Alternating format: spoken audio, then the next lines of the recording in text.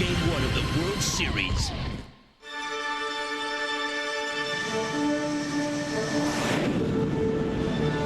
This is a presentation of Fox Sports. The United Airlines pregame show is brought to you by the people of United Airlines. We are united. Baseball might just be a game, but a beautiful game. Through the years, baseball has inspired our nation. There's a long drive. Decade after decade, the games went on through the most difficult of times. December 7th, 1941, a date which will live in infamy.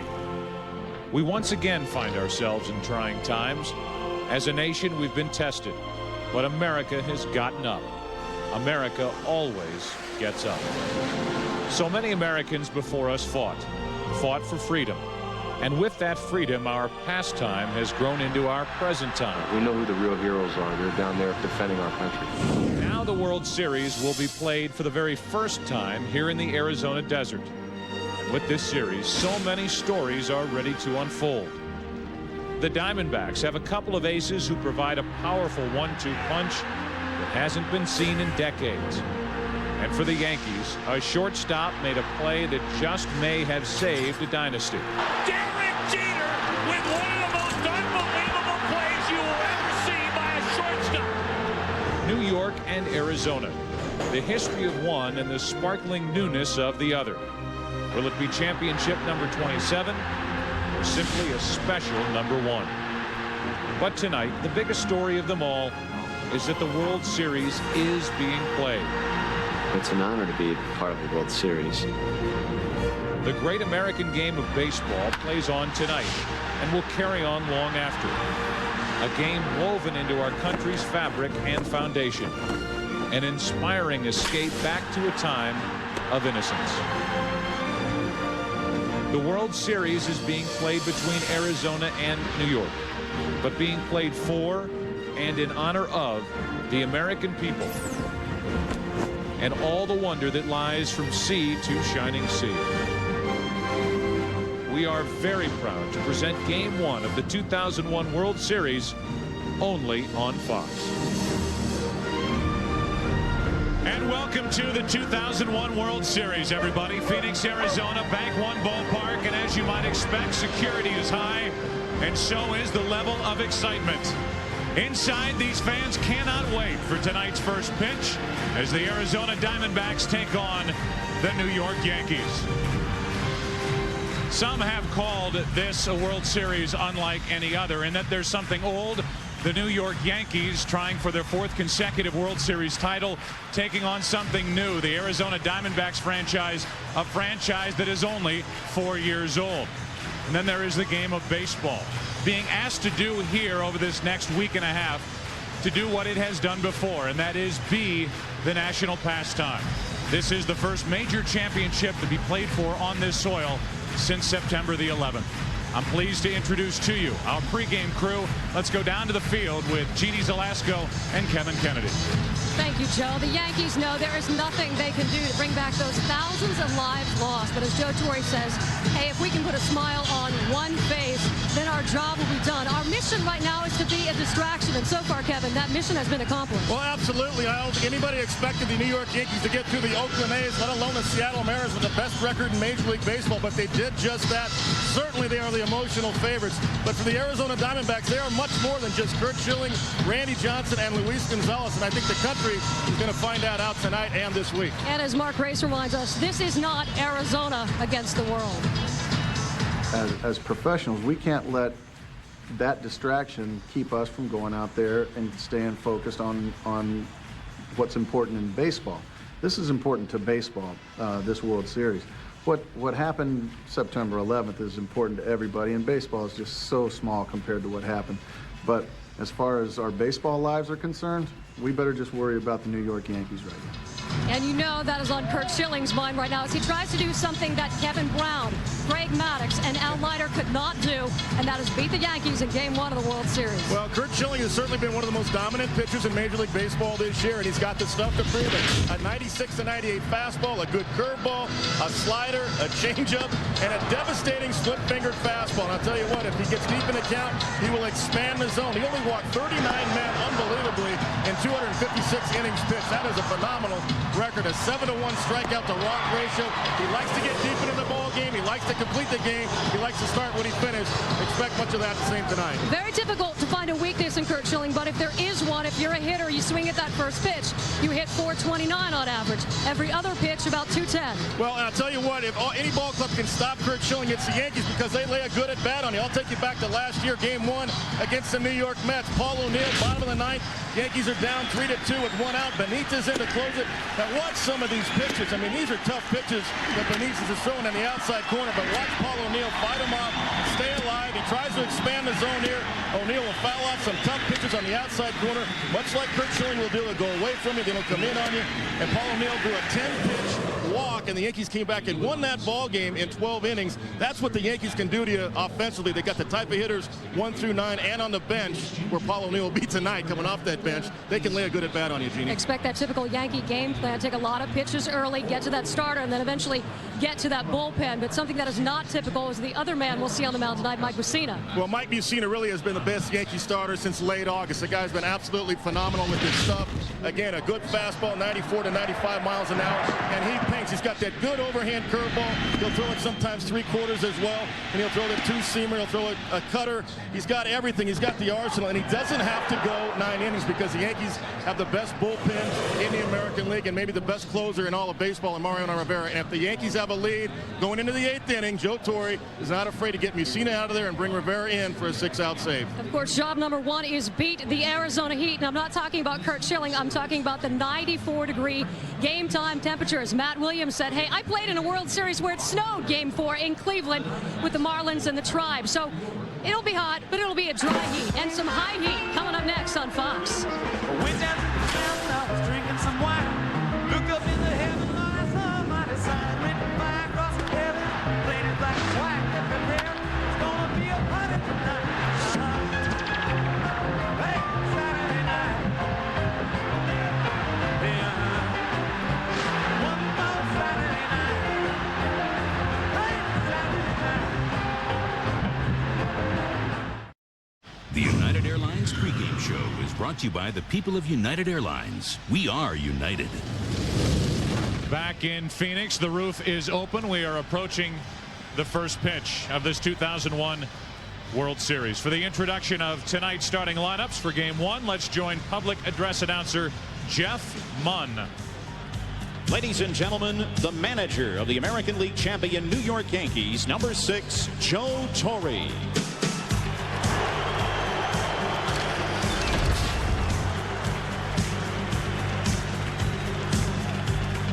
Now the Yankees starting lineup. Leading off in left field, number 11, Chuck Knobloch.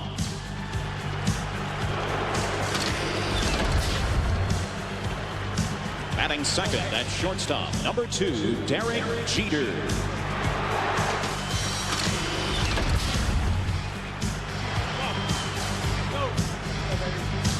Batting third in right field, number 28, David Justice.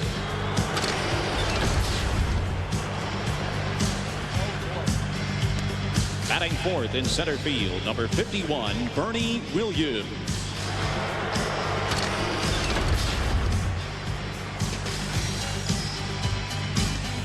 Batting fifth at first base, number 24, Tino Martinez.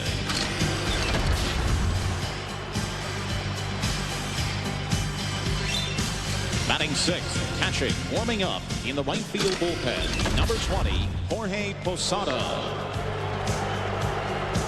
Batting seventh at second base, number 33, Alfonso Soriano.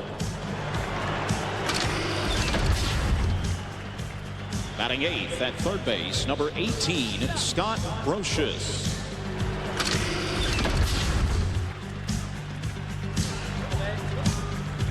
Batting ninth, today's starting pitcher, warming up in the right field bullpen, number 35, Mike Mussina. Ladies and gentlemen, the American League champion New York Yankees.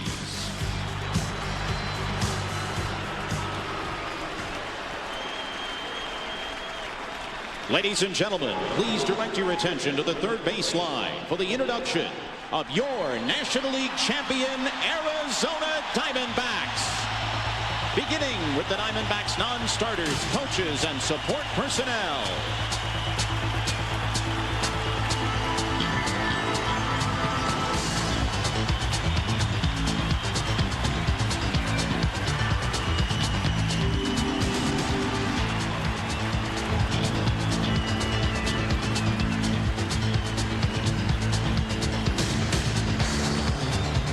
Ladies and gentlemen, the manager of your National League champion Arizona Diamondbacks, number 15, Bob Brenly.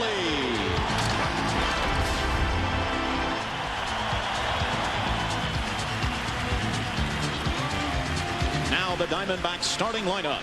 Leading off at shortstop, number 5, Tony Womack.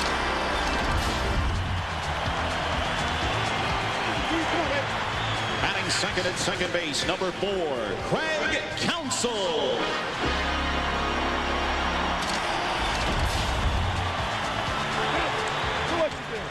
Batting third in left field, number 20, Luis Gonzalez.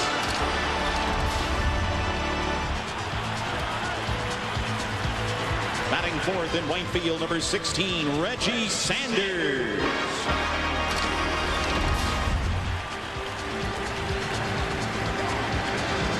Fifth in center field, number 12, Steve Finley.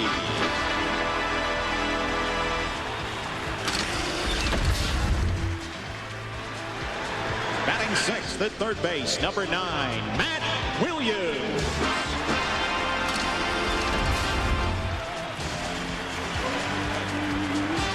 Batting seventh at first base, number 17, Mark Grace.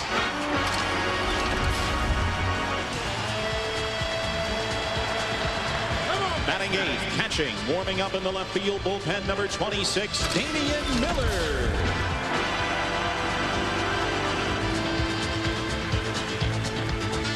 Batting ninth, today's starting pitcher, warming up in the left field bullpen, number 38, Kurt Schilling.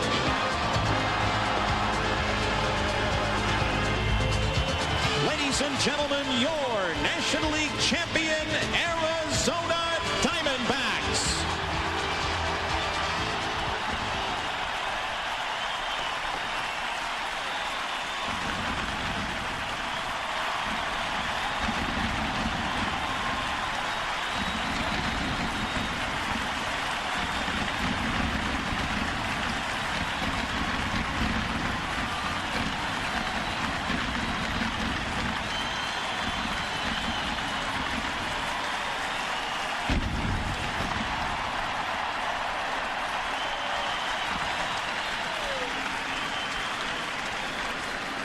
Ladies and gentlemen, we ask at this time that you please rise and please remove your caps.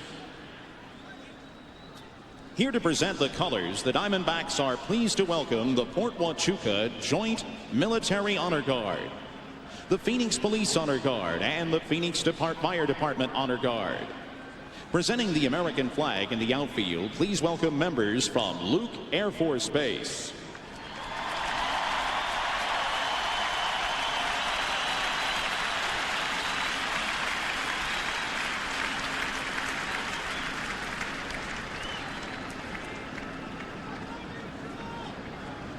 Fans, at the conclusion of tonight's Star-Spangled Banner, 4 F-16s from Luke Air Force Base's 62nd Fighter Squadron will fly over Bank One Ballpark.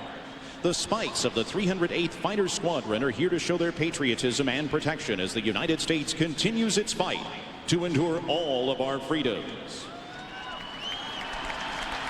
Ladies and gentlemen, to honor America with the singing of our national anthem, the Diamondbacks are very pleased to welcome multi-platinum Atlantic recording artist, Jewel.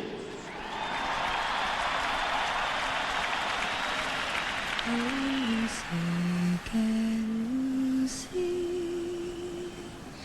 by the dawn's early light what surprise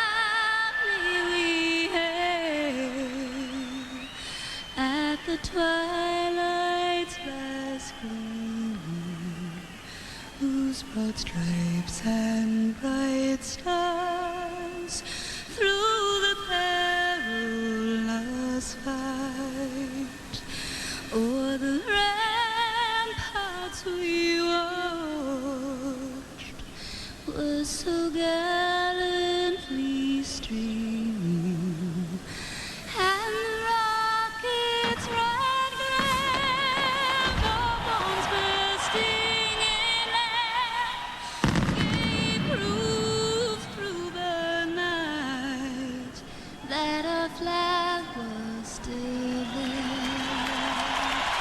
Oh, say does that star-spangled banner yet wave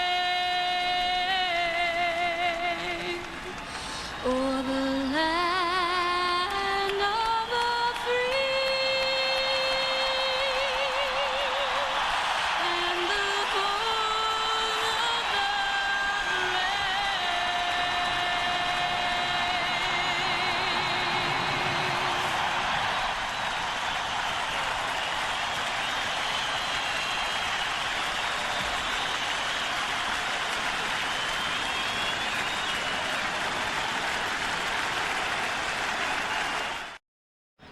The United Airlines pregame show is brought to you by the people of United Airlines. We are united. To recognize one of the great historic achievements of the season, please direct your attention to the pitcher's mound and welcome the new single-season home run king, Barry Bonds, and Commissioner of Baseball, Bud Selig.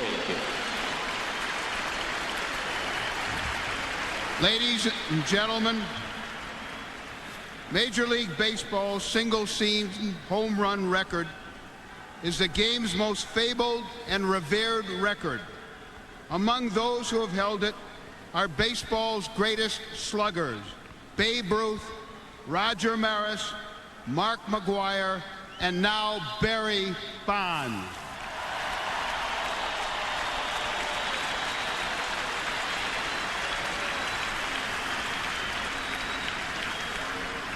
Barry, on behalf of Major League Baseball, I congratulate you for breaking Mark McGwire's record and for raising the bar to 73 home runs. It is truly a remarkable achievement, and we in baseball are proud of you. You also set records for slugging percentage and walks, and had an all-around year that is comparable to any in the history of baseball. As a symbol of your great record and your great season, I am proud to present to you the Commissioner's Historic Achievement Award. You now join the previous winners of this award, Mark McGwire, Sammy Sosa, Cal Ripken Jr., and Tony Gwynn. Congratulations, Barry.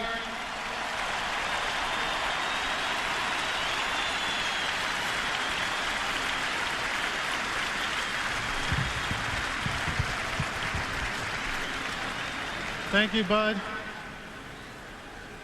Thank you to baseball, and most of all, thank all of you for supporting baseball the way that you do. I love you very much. Go baseball.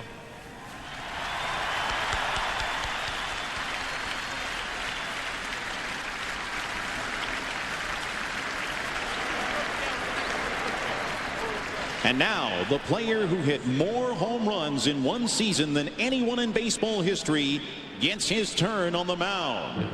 Throwing out tonight's ceremonial first pitch, Barry Bonds.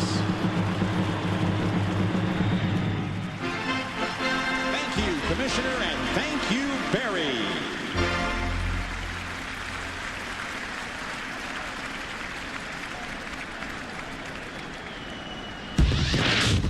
Well, on my left is a guy fresh off an interview for the managerial position out in Arizona. Welcome back. And you say you want to be a manager. There have already been some interesting decisions made by these two managers before Game 1. Well, if we've learned anything from World Series past, it's that every decision a manager makes will be dissected and analyzed in great detail. Both He got the job, by the way, and he's now down in the dugout. That was 1 year ago, Game 1 at Yankee Stadium, Mets and Yankees. So you say you want to be a manager? Where are you going to be next year? I'm going to be right here, next to you. Yeah. Let's talk about the decisions that Bob Brenly had to make for this World Series. I would think some of the easier decisions, who's going to pitch games 1 and 2.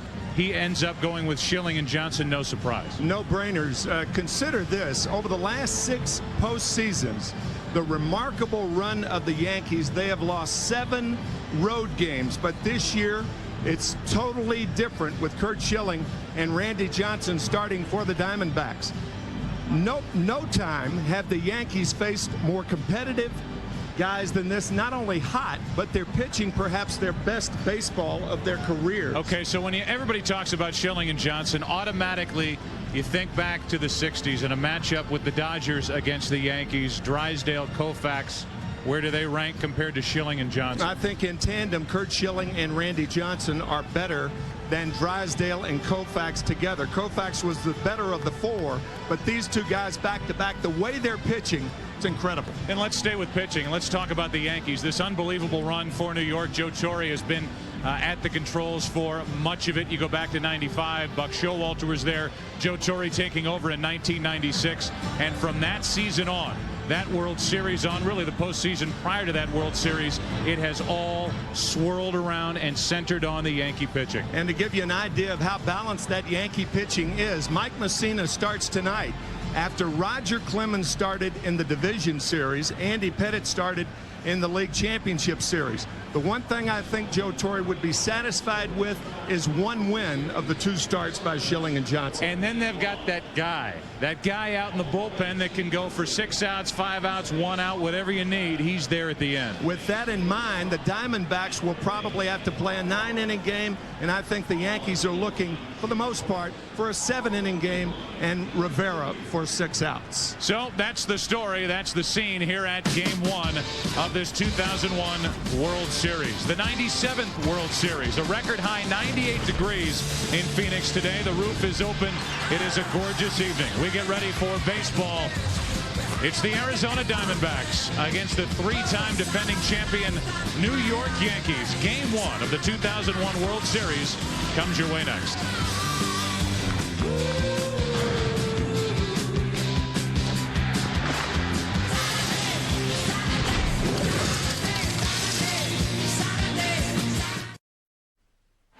The World Series on Fox is presented by MasterCard. There are some things money can't buy. For everything else, there's MasterCard. Hey, let's play some baseball.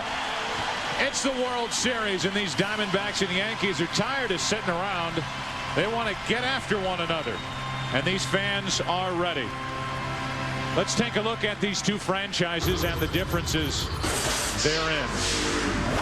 Franchise comparison between New York and Arizona. 99 seasons for the Yankees. This is the 4th for the Diamondbacks. Pennants 38-1. World Series titles, the Yankees wrapped up their 3rd in a row last year. Their 26th overall.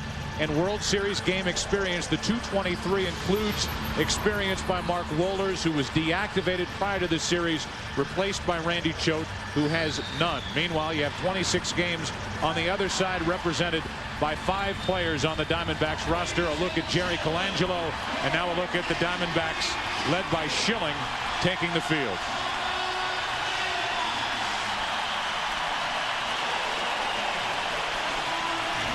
How about the starting lineup for the New York Yankees, brought to you by MasterCard. Curt Schilling will face this in Game 1. Chuck Knobloch leads off in left field with Derek Jeter batting 2nd at short. David Justice hitting 3rd in right field. That was the big Joe Torre decision. It's Justice, not O'Neill. Bernie Williams cleans up. Tino Martinez at first. Jorge Posada, the catcher. Soriano at 2nd base. Scott Brocious is at 3rd base, and Mike Mussina pitching and batting 9th. Since '96, that 9-1 World Series road record. And here's a guy who has been almost unhittable this postseason. He has given up only 2 earned runs in 27 innings. 3 complete games. Power, power, power. Home runs, yes. Men on, no. He allowed 37 home runs this year, but 31 were solo shots. And that's how he gets the job done, with shoulder-high heat and shoe-high splitters. And now the defense behind him, the best in the National League during the regular season, committing only 84 errors as a group. Gonzalez, Finley, and Reggie Sanders in the outfield with Matt Williams, Tony Womack, Craig Counsell, the NLCS MVP, Mark Grace at first base, and Damian Miller, one of the most underrated catchers in the game of baseball, receiving Curt Schilling. There's a look at Craig Counsell, Notre Dame product. There's a look at Damian Miller. He is invaluable to this staff, anchored by Schilling and Randy Johnson. This broadcast also available in Spanish by utilizing the SAP button on your television. Joe Torre has made no secret. He expects the Yankees to run deep counts. The problem with that, Curt Schilling throws a lot of first ball strikes. He and Rick Reed of the Minnesota Twins led the majors in first ball strikes, with over 70% of the time throwing that first pitch in the strike zone. It really is the opposite approach we heard the Cardinals take going into a game against Schilling. The Cardinals are at home watching, so let's see how the Yankee approach works as Knobloch takes high for ball one. Flashbulbs popping around this park as the Diamondbacks host their first World Series game. Schilling, a 22-game winner during the regular season. Knobloch after a pitch that was up, and he pops it up. 1 out.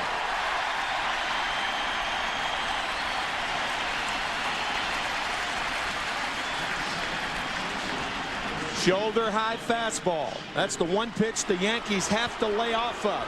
It's understandable to go for that splitter with 2 strikes. But that shoulder high fastball, Curt Schilling has gotten a lot of outs this year on that pitch. And now Derek Jeter will step in, last year's World Series MVP and a guy who has hit in 14 straight World Series games. Jeter hitting in front of David Justice. Jeter so far in this postseason hitting .286. And the ALCS was only 2 out of 17. Strike one.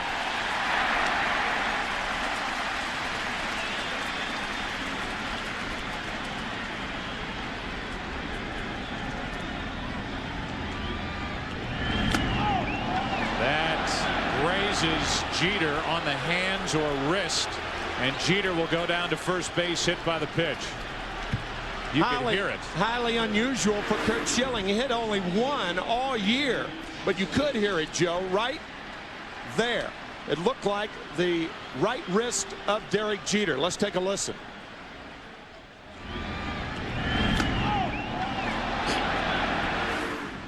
So off the right wrist of Jeter into the glove of Damian Miller, and the Yankees have their first base runner as David Justice stands in.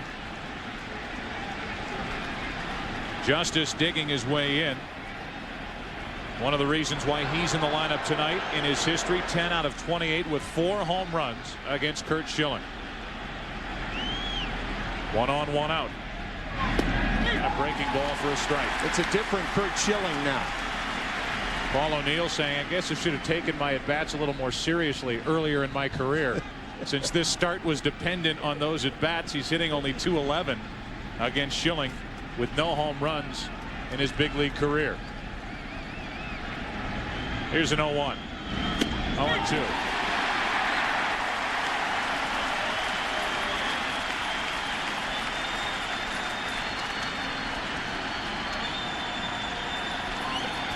Bernie Williams, who hit 3 consecutive home runs in games 3, 4, and 5 of the ALCS, on deck.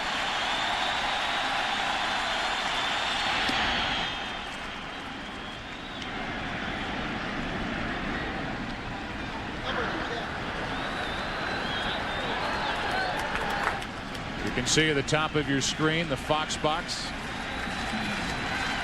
Runner at first. No score, top of the first, 1 out, 1 ball, 2 strikes.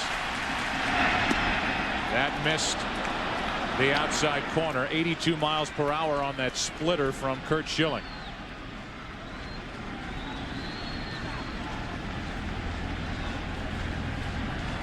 So a runner at first with 1 out. It was 0-2. Now it's 2-2 on David Justice.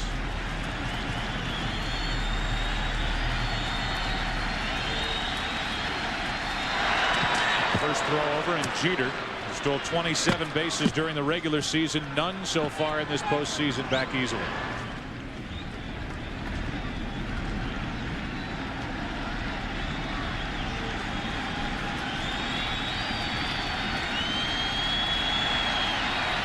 Two-two pitch. Justice loses the bat. He loses the at-bat. He's gone 2 out.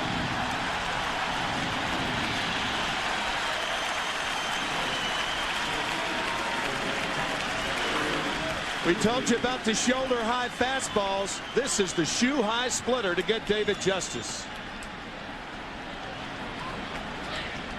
Hard, heavy, fast. Bat ending up by Craig Counsell, and now with 1 on 2 out, Bernie Williams will step in. 16 career postseason home runs for Bernie Williams, who has been right at the center of this run by the Yankees starting in 1996.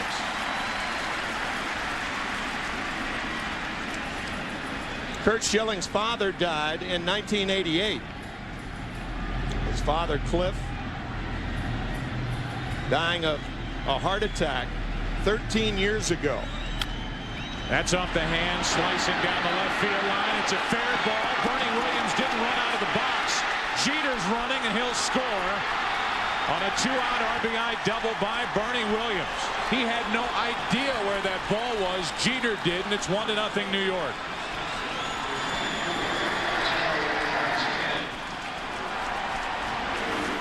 This is a big league check swing. Bernie Williams jammed on the pitch, fights it off down the line. The Yankees are on the board, but Bernie Williams, you're right, had no idea where the ball was. With 2 outs, it was easy for Jeter to run all the way from first and score without a play. Bernie Williams right there. He looked up into the lights, and that perhaps could have blinded. He's not going to go any farther than second anyway. So he's there with 2 out, 1-0 New York. And Tino Martinez steps in and hits it hard. Womack diving stop. Inning over. Jeter hit by a pitch. Bernie Williams' bat hit by a pitch. A double the result, and a 1-0 New York first inning lead. A 1-0 Yankee lead after a half inning. Game 1 of the World Series. The starting lineup for the Arizona Diamondbacks brought to you by MasterCard. They lead it off with Tony Womack, the shortstop. Craig Counsell batting second. Luis Gonzalez hitting third. Cleaning up, it's Reggie Sanders. Steve Finley in center field. Matt Williams at third. Mark Grace at first base. Damian Miller, the catcher. And Curt Schilling pitching and batting ninth. Mike Mussina 2-0 this postseason, or for his postseason this year. A 1.38 earned run average. He has pitched very, very well in the postseason. His first World Series start right here tonight. And he hits the outside corner with a strike to Tony Womack. Womack, who got the game-winning, series-winning hit in the division series right here at Bank One Ballpark against St. Louis. In Game 5, takes it up and away. 1 ball, 1 strike. .266 hitter during the regular season. 3 homers, 30 RBIs. Mussina, who pitched that all-important turn your series around Game 3 in the division series out in Oakland, is ahead on the count here. 1 ball, 2 strikes.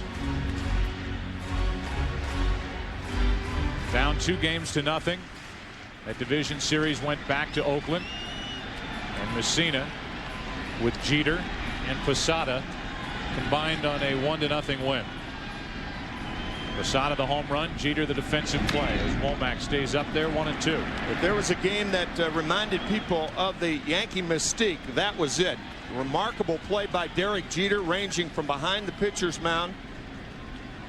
The little toss to Posada to get Jeremy Giambi, who tried to score from first. A home run by Posada. And a brilliant job by Mussina. Here's another 1-2 pitch to Womack leading off. Down the left field line, slicing foul. The elements are different at this ballpark, obviously, when the roof is closed as opposed to when it's open.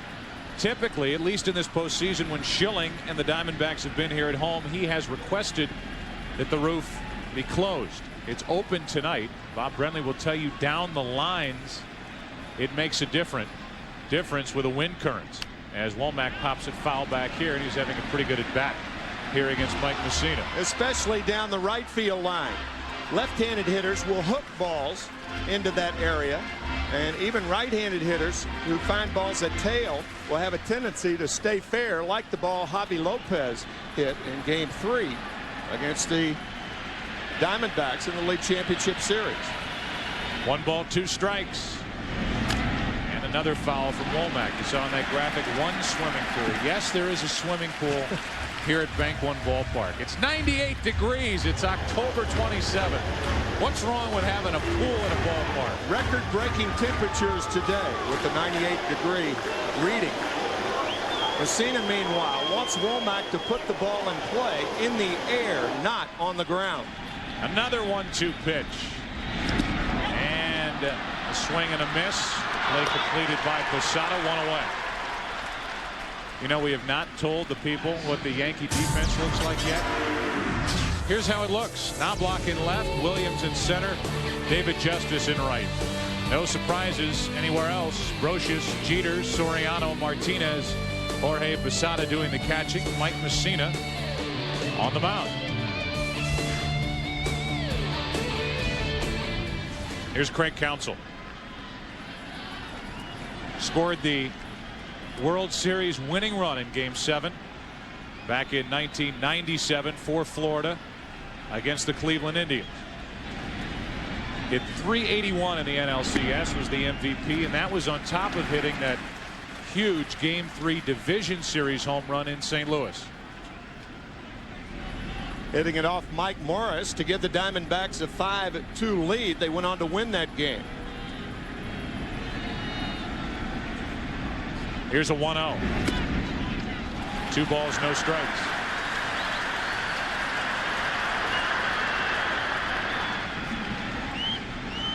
A 1-0 New York lead. Jeter was hit by a pitch, scored with 2 outs on a double down the left field line by Bernie Williams. That's a strike. It's 2-1. Tonight, FoxSports.com will give you the chance to instantly first guess against these World Series managers. If the situation presents itself, you'll see a message at the bottom of the screen to vote whether you agree or disagree with a manager's decision. So go ahead and log on to FoxSports.com now so you won't miss the opportunity as Counsell gets into one to right. NLCS MVP, and he ties it here in the first inning of Game 1.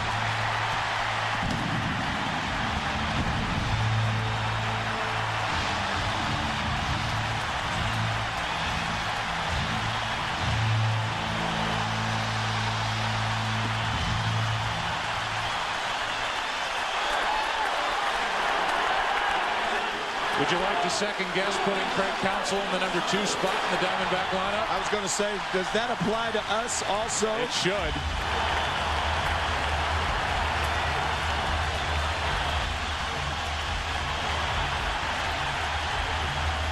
This crowd wants a curtain call, and they get it.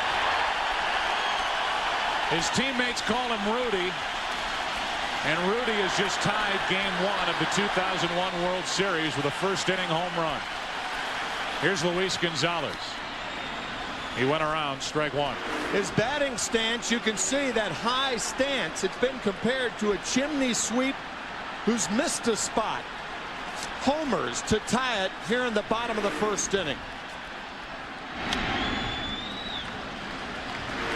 0-2 on Gonzalez.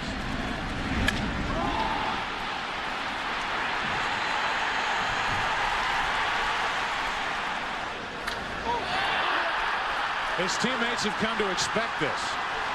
Only 4 home runs in the regular season, his second here in the postseason. Gonzalez gets it off the end of the bat, and the count still 0-2. He did not hit a home run in that 97 World Series. He just scored the winning run. First career World Series home run. And the second, we had just talked about that Game 3 Division Series home run he hit in St. Louis. He hit 73 this year. Here's an 0-2 to Gonzalez. His first inning, these three Diamondback hitters have had pretty good at bats against Mike Messina, battling after falling behind early in the count. They're a feisty team with 2 strikes on them. Only the Colorado Rockies struck out fewer as a team, fewer times as a team than the Diamondbacks. Here's another 0-2 pitch from Messina. 2 out. So a home run in between 2 strikeouts. As Gonzalez, who is hitting only .237 this postseason, comes up empty. That's where the St. Louis Cardinals and Atlanta Braves tried to pitch Gonzalez inside. Very effective inside fastball from Messina. Now it's Reggie Sanders with 1 home run this postseason. That came in Game 5 of the Division Series. Ball 1 from Messina. Home run against the Cardinals. A look at Jerry Colangelo, but Reggie's home run against the Cardinals on a curveball. Mike Messina features a different type of curveball than anyone in baseball. It's a knuckle curve. Here's a 1-0. 1 ball, 1 strike. You know, everybody you talk to on this Diamondback team will talk to you about how this team is perceived. It is perceived as a team built around 2 starters and not much more.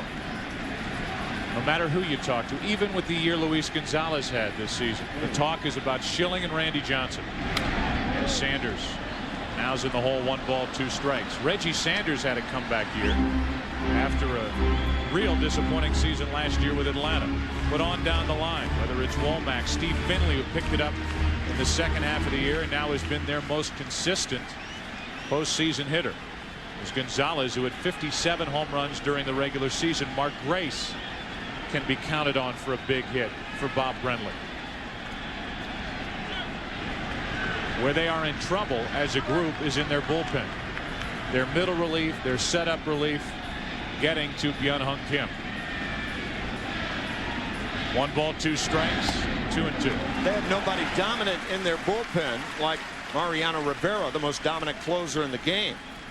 Romero Mendoza, the right-hander, excellent for the Yankees, as is Mike Stanton.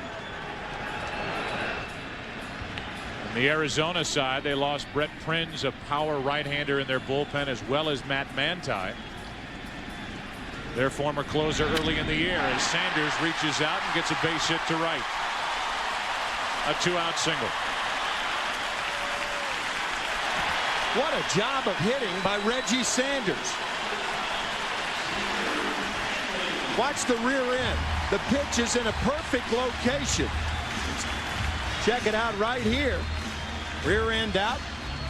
Base hit to right center field. And with 2 outs, I would suspect Sanders will be off and running the first 3 or 4 pitches if he has an opportunity. That's why you put the speed in front of the left-handed batters. The catcher has a tougher time throwing with left-handed batters up than right-handers. It'll be up to the combination of Messina and Posada. Messina very good at keeping runners close at first base.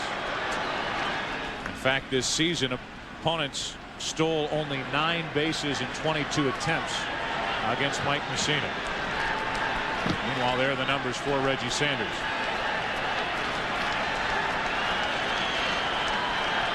Steve Finley, strike 1. Steve in his second World Series, a part of the 1998 San Diego Padres. Coming here to Arizona after that season. Had a dismal first half of the year, picked it up in the second half, and as I mentioned, a .364 average this postseason. May remember that World Series. San Diego Padres had the lead in that game. Tony Gwynn with a home run, but a grand slam home run by Tino Martinez against Mark Langston put the Yankees ahead, and they swept the Padres. 1 ball, 1 strike as Sanders Gave it a fake over at first base. On deck is Matt Williams. That's what a fake break does to a catcher. It makes him get up out of the crouch, often stealing a pitch from his pitcher. That pitch was high, however.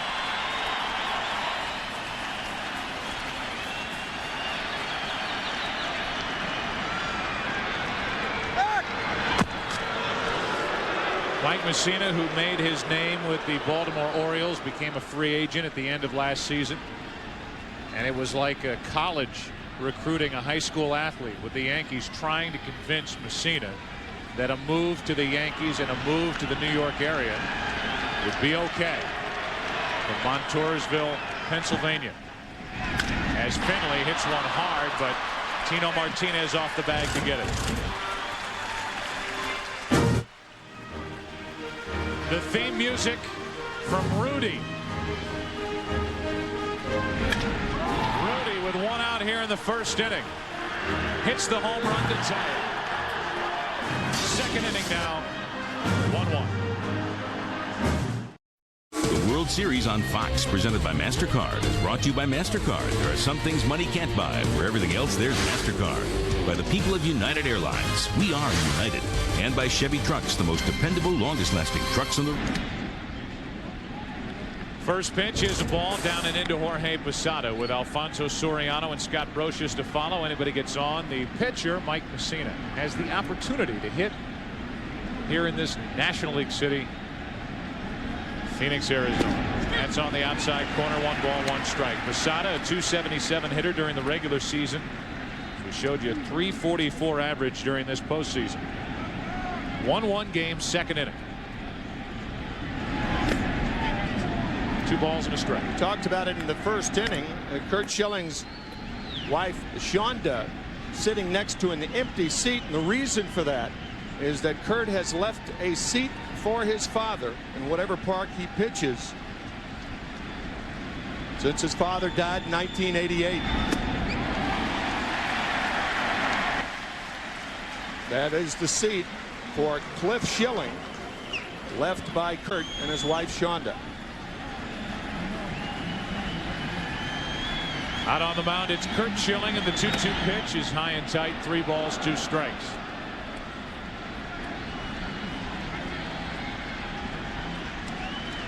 Curt's dad never did see Curt pitch in the big leagues. Second strikeout for Schilling.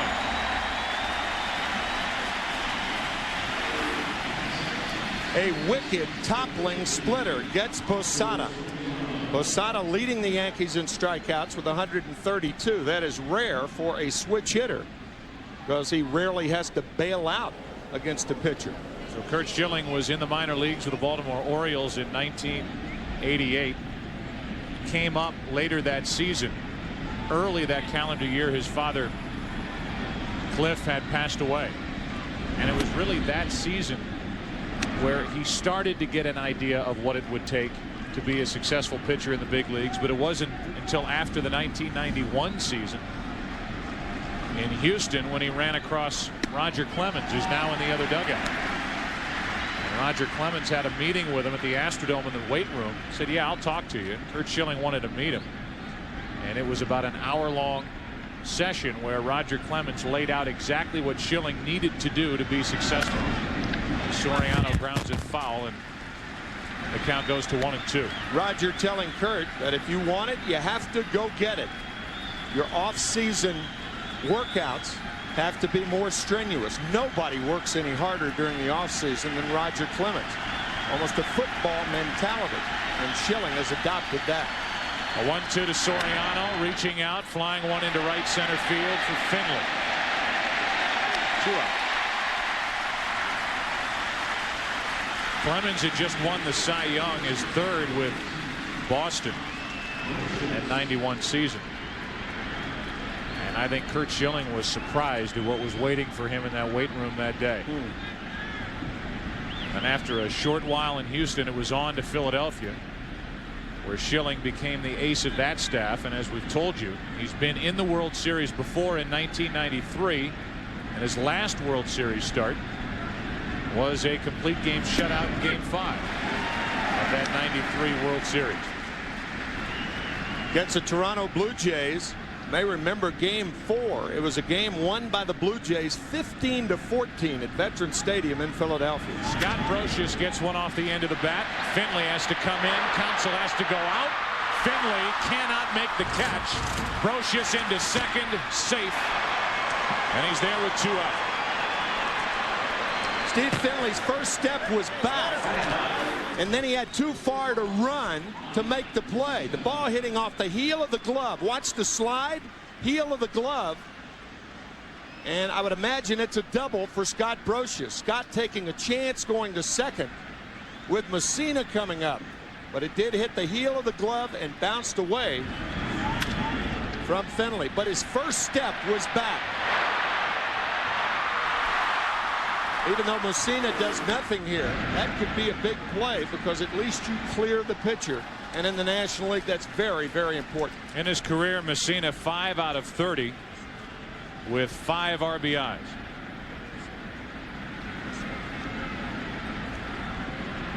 Runner at second, 2 out. No balls, 1 strike.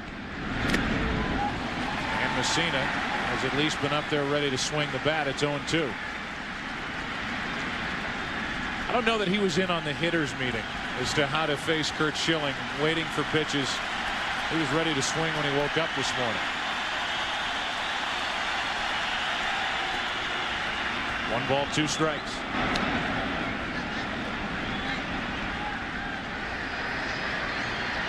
Knobloch on deck. This is one of the disadvantages when an American League club faces a National League ball club in the World Series in their ballpark. Mike Messina with only 7 at-bats in interleague play this year. Chased it. He's gone. Strikeout number 3 for Schilling, who gets around a 2-out blue double. We are in the desert.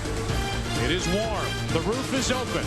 It's the bottom of the second. Game 1 tied 1-1. The World Series on Fox, presented by MasterCard, is brought to you by Nextel. Nextel, how business gets done. By Dell, enterprise systems that's easy to build, easy to own, easy as Dell. And by Warner Brothers' new motion picture, Ocean's 11, in theaters everywhere starting Friday, December 7th. Bottom of the second inning here in Arizona. It's Matt Williams, Mark Grace, Damian Miller. Anybody gets on Curt Schilling against Mike Messina, who had a 25-pitch first inning. Williams is not hitting much at all in this postseason. In fact, early in the division series was getting booed by his home crowd against the Cardinals. But when that series returned here to Phoenix, he led off in the 9th inning, hit the double to set up the game-winning rally. In his World Series career, and he has been in the World Series in '89 with San Francisco and '97 with Cleveland. Those are the numbers. No balls, 1 strike. Breaking ball, and Williams' knees buckled. 0-2. We talked about that curveball with Mike Messina. It's really a misnomer. Calls it a knuckle curve, and it does have that downward action, but he holds the ball with his fingertips.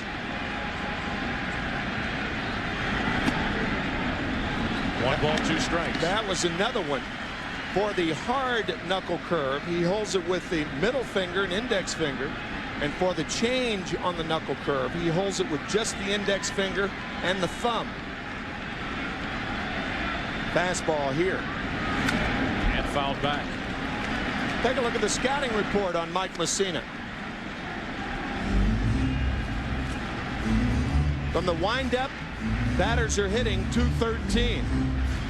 The knuckle curve and knuckle change, and his east-west effectiveness. He has very good control on the outside and inside corners. He's not particularly a pitcher that keeps the ball down.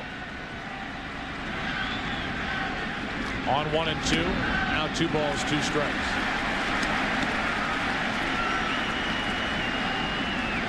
Mark Grace on deck. Came up in 1988 with the Cubs. Played there through last year.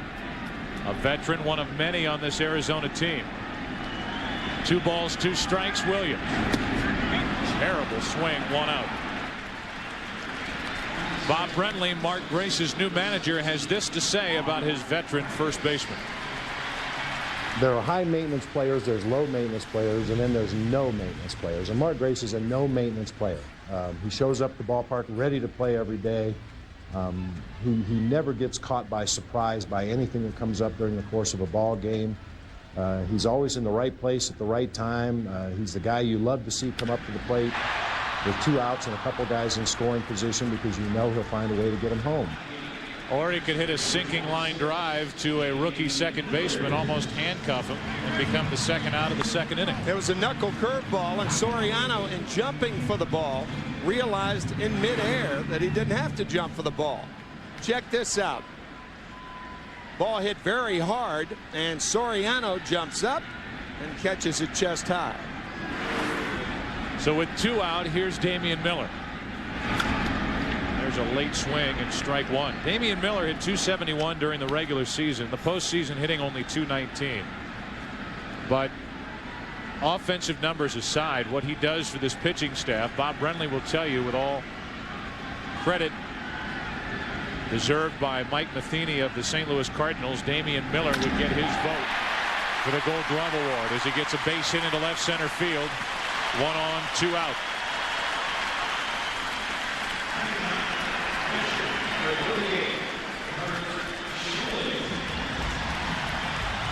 Kurt Schilling has not only been effective on the mound for the Diamondbacks in this postseason, but he's been good at the plate, on the bases. Introduced himself to Javi Lopez.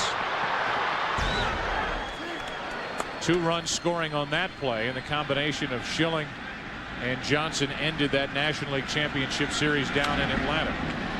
Not a bad swing. Strike 1. That was one of the odder plays in League Championship Series in either league.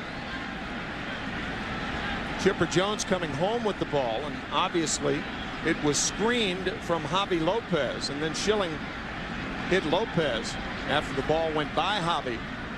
But a big play in that game. No balls, 2 strikes as Messina tries for his 4th strikeout, tries to end this second inning right here.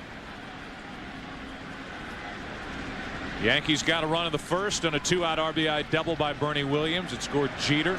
Been hit by a pitch, and then Craig Counsell homered for the Diamondbacks in their half of the first. Schilling is gone. So is Arizona. And we move to the 3rd inning. Top of the order for each side here in game 1. Tied 1-1.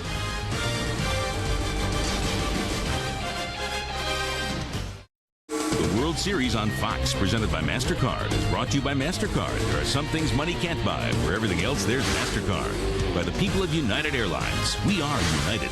And by Chevy Trucks, the most dependable, longest-lasting trucks on the road.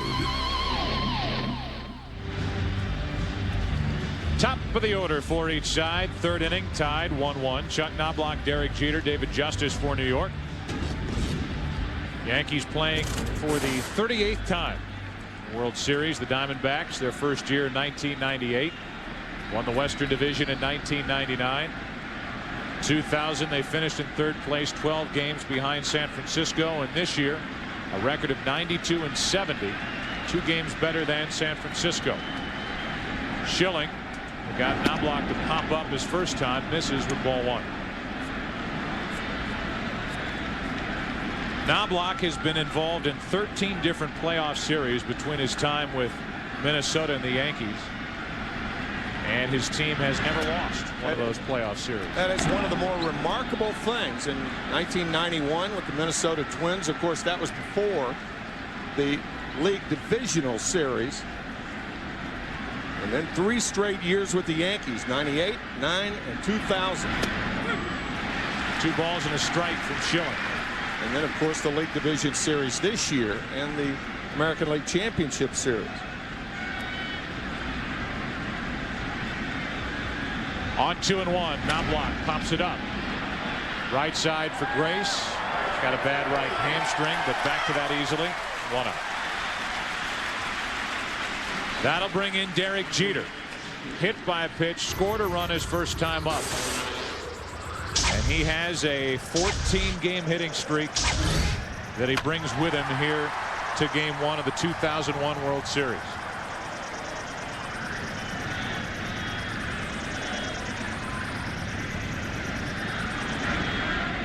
So Jeter bats with 1 out, nobody on.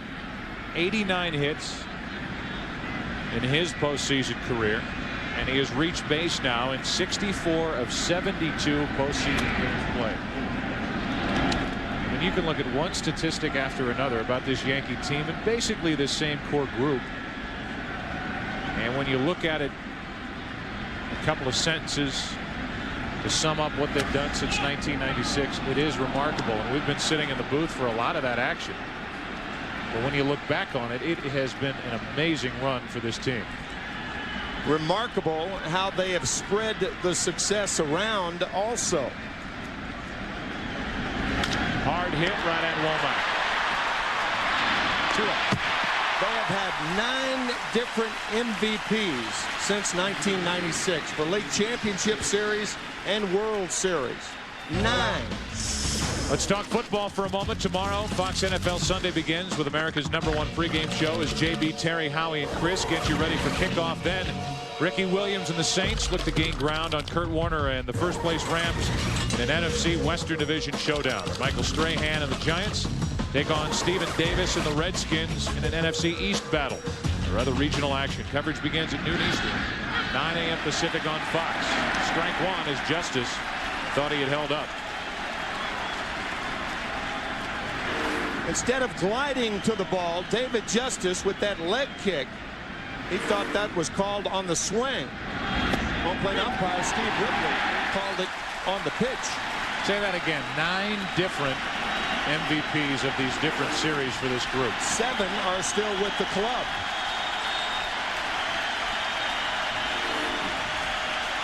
And David Justice is one of them. Here's an 0-2. 1 ball, 2 strikes.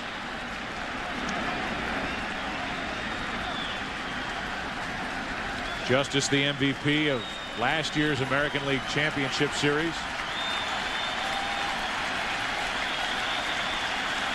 2 out, nobody on. 1 ball, 2 strikes. See a lot of umpires ducking when Curt Schilling's on the mound. And they put a lot of trust and a lot of faith in Damian Miller, who is sitting in front of him. You could see home plate umpire Steve Ripley going behind Miller and using the catcher as the guard.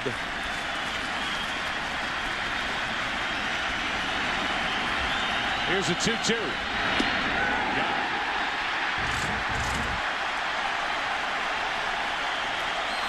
Strikeout number 4 for Curt Schilling. Bottom of the 3rd, still tied 1-1. Mike Messina back to the hill. Top of the order now for Arizona after the Yankees won in order. Womack, Counsell, and Gonzalez.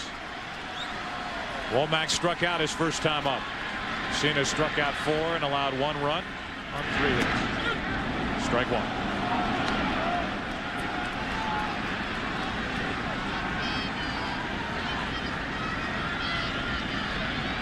Tony Womack traded here from Pittsburgh back in 1999. Asked him to play some second base. They've asked him to play right field. They've relied on him to play shortstop. And he tries to get this offense going for Bob Brentley. Tony leading the National League in stolen bases in 97, 8, and 9. So if he gets on, look for him to run. 28 this season. The 0-2 pitch. And what did that hit? You could hear it hit something. Womack was caught by the pitch. The home plate umpire has not made any signal now, and now they'll award Womack first base. Hit the belt buckle. Right. You could hear it hit something, and I thought it might be the bat, but it was Womack's belt buckle. Yeah. Let's listen. It sounded like wood. Mel Stottlemyre, the pitching coach for the Yankees, and Don Zimmer thought that Tony Womack had swung the bat. Obviously, if he swings, goes through the ball, and it hits it, it's a strike. Did he go around? No. He was trying to get out of the way of the ball, it appeared to me. With 2 strikes, Womack hit by the pitch. Now we'll see if he does run as Craig Counsell stands in. You know, here you've got Counsell at the plate, a guy who homered his first time up, swinging the bat so well. The MVP of the National League Championship Series. Yet when you talk to each manager in this type situation, the bunt is definitely an option. Yeah, Bob Brenly is not going to be enamored with a home run here and there by Craig Counsell. Yankees expecting it. Counsell dropping it down. It's perfect. Now can Messina get to the base? He got it. 1 out.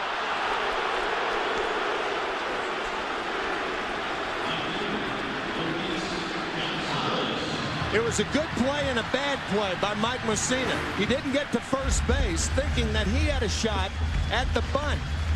Messina breaking, and now he's confused. He makes a nice play and just gets there ahead of Craig Counsell. Fine recovery by Mike Messina. And a good call by the first base umpire, Mark Hirschbeck.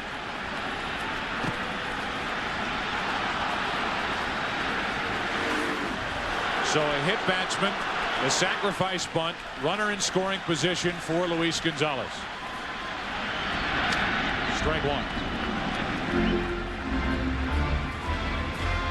The numbers in this postseason,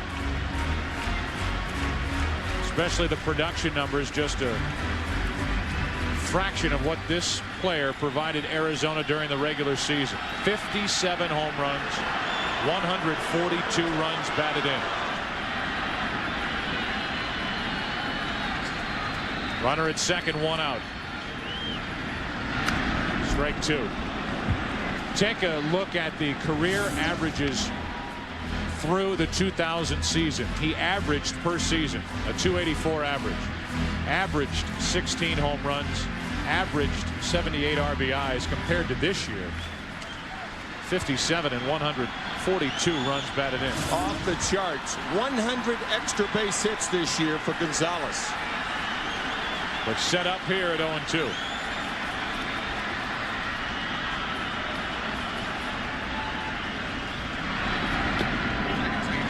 One and two. Luis Gonzalez, who grew up in Tampa, best friends with Tino Martinez. Rode to school with Tino Martinez. Played on the same high school baseball team with Tino Martinez. Worked in the same cigar factory with Tino's grandfather down in Tampa. Here they are in the World Series. 1-2 pitch. And deep to right. Diamondbacks take the lead.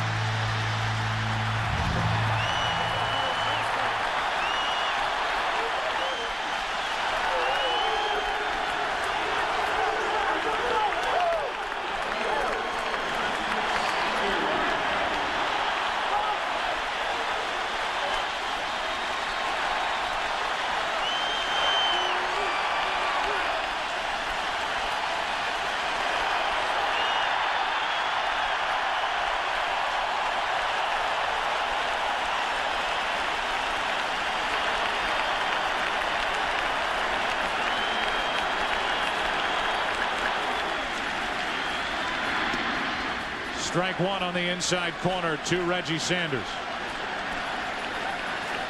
Barry Bonds, Billy Crystal. Talk about divided loyalty. Billy Crystal, a minority owner with the Arizona Diamondbacks and a huge Yankee fan. Now Sanders hops out of there. What a shot by Gonzalez in orbit. Sanders singled his first time up. That's foul and out of play. Messina tries to come inside, but you can see how much he misses. Posada was sitting outside. Messina clearly a mistake. Down and into Gonzalez. No doubt about it.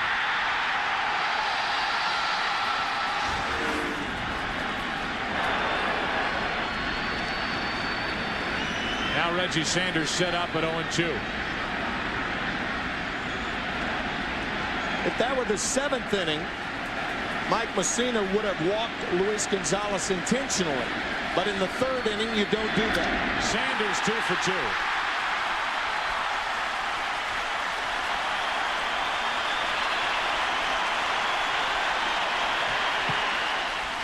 That will be one of the questions asked Joe Torre in the press conference tonight. Did you think about walking Gonzalez? But Reggie Sanders has been prolific with the bat this year. And he hammers his 2nd straight hit. Mike Mussina has made some 2-strike mistakes.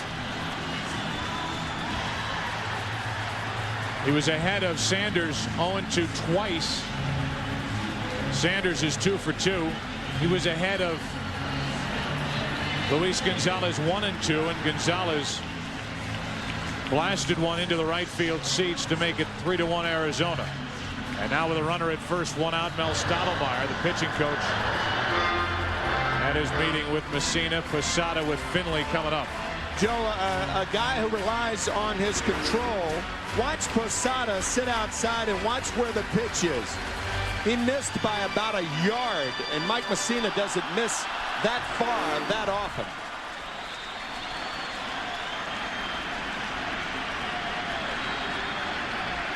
The infield really shortened up for the Yankees, looking for the double play ball. Sanders at first, and Finley takes ball 1.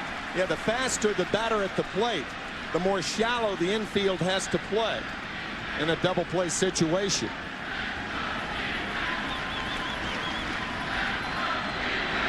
Finley grounded out to first.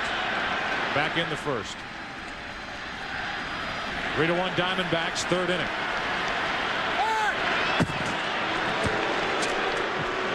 Talked about Sanders with the opportunity to run back in the 1st inning. That same opportunity is there here in the 3rd inning. Once a manager gets a team down, you try to pile on, and that's what the Diamondbacks will do right now. Good running situation. Sanders stays put, and it's 2-0 on Finley. I know a lot of managers like this count on which to run. I think if you run on this count, you compel the hitter to swing, and you take an offensive hitting situation and turn it into a defensive hitting situation. See what Bob Brenly does here.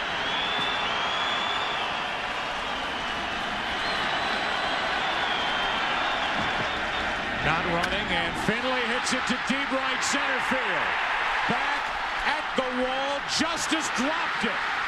Sanders will go to 3rd. Sanders will hold. Finley will hold at 2nd on a misplay by Justice in right center.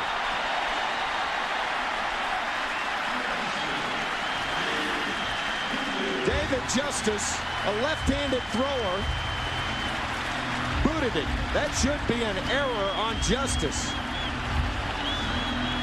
Looked like he took his eye off of it, thinking perhaps he was closer to the fence than he really was.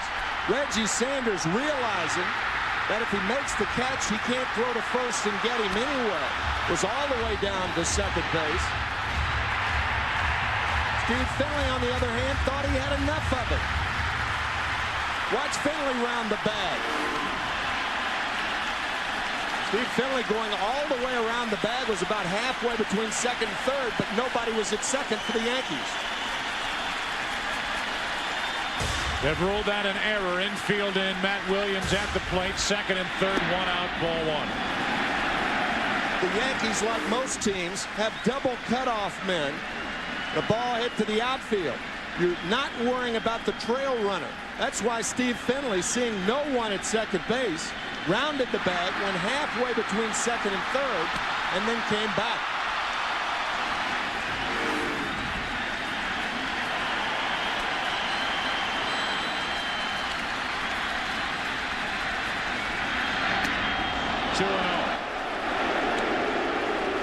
The Yankees, unlike any other team, sometimes have 3 cutoff men. Yeah, like in the Derek Jeter play in Oakland in the 7th inning to get Giambi.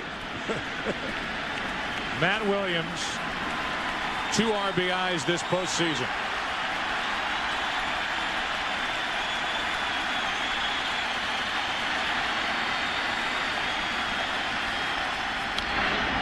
2 balls and a strike.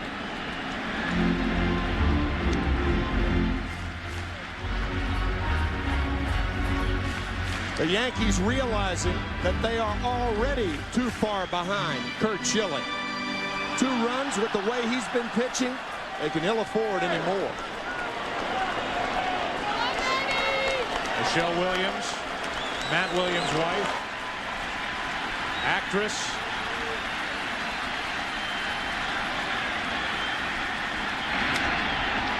Down toward the end of the bat, shallow right center.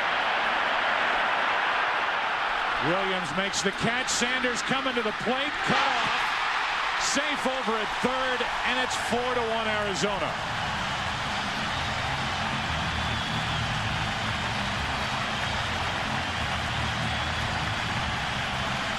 Neither Yankee outfielder was in a position to make the throw. Bernie Williams one-handed the ball. That ball had enough hang time for Williams to get in front of it and get in the proper throwing position. But watch David Justice over near the ball. Bernie Williams one-hands it, and now the throw home, not nearly in time. Tino Martinez tries to cut it off to get Steve Finley. That also was late. The reason Finley is running, he's looking and checking Reggie Sanders. He sees him go, and now he goes to third, quite willing to trade an out for a run if the ball is cut off. But a very poor throw by Bernie Williams. Now with a runner at third, 2 out, the Yankees will intentionally pass Mark Grace, who lined out his first time, and pitch to Damian Miller. Miller on deck, Curt Schilling in the hole.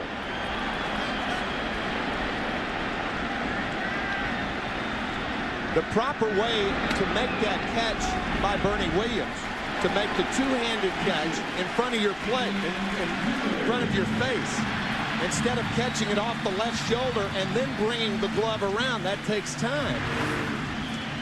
Watch him catch it on the left shoulder right there, and now he brings the glove around, and by the time he gets it out of the glove, Reggie Sanders scores easily.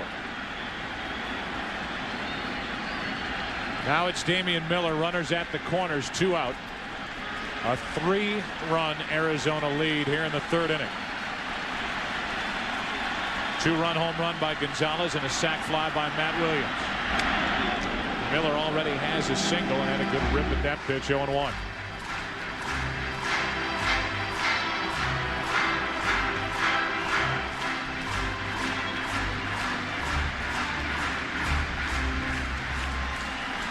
A lineup for Bob Brenly, short on World Series experience, but certainly long on playing experience. The second oldest team in the big leagues. Second only to Seattle, as Damian Miller falls behind 0-2, whether it's Matt Williams, Mark Grace, Steve Finley, Sanders, Gonzalez, up and down this lineup. It is an old team. Old and experienced and hungry for World Series rings. Here's an 0-2. Hard hit, fair, down the left field line. Finley scores. Grace will go to third and hold on an RBI double by Damian Miller. It's 5-1 Arizona.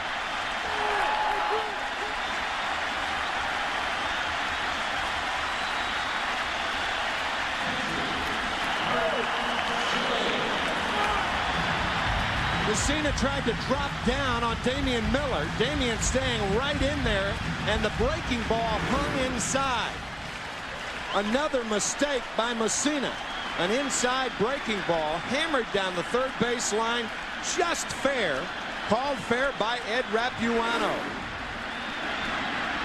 Now it's Schilling with runners at second and third, 2 out. Trying to drop one down for a hit. Strike 1. Just over the corner of the bag, says Ed Rapuano. Very, very close. 2 outs in the inning. Runners on at second and third. Squirts away, but not far enough. Posada, a good job to keep it close. 1 ball, 1 strike. Did this ball go over any part of the bag on its way down the left field line? According to Ed Rapuano, it caught the corner. From that angle, it looked like a fair ball. Second and third, 2 out. Schilling. 2 balls and a strike. Tell you another thing, Joe. Chris Spire, the third base coach, would have sent Mark Grace had he not been suffering from that pulled hamstring. With the pitcher up and 2 outs, you always take a chance of sending that runner, but not with his hamstring problem. 2 balls, 2 strikes.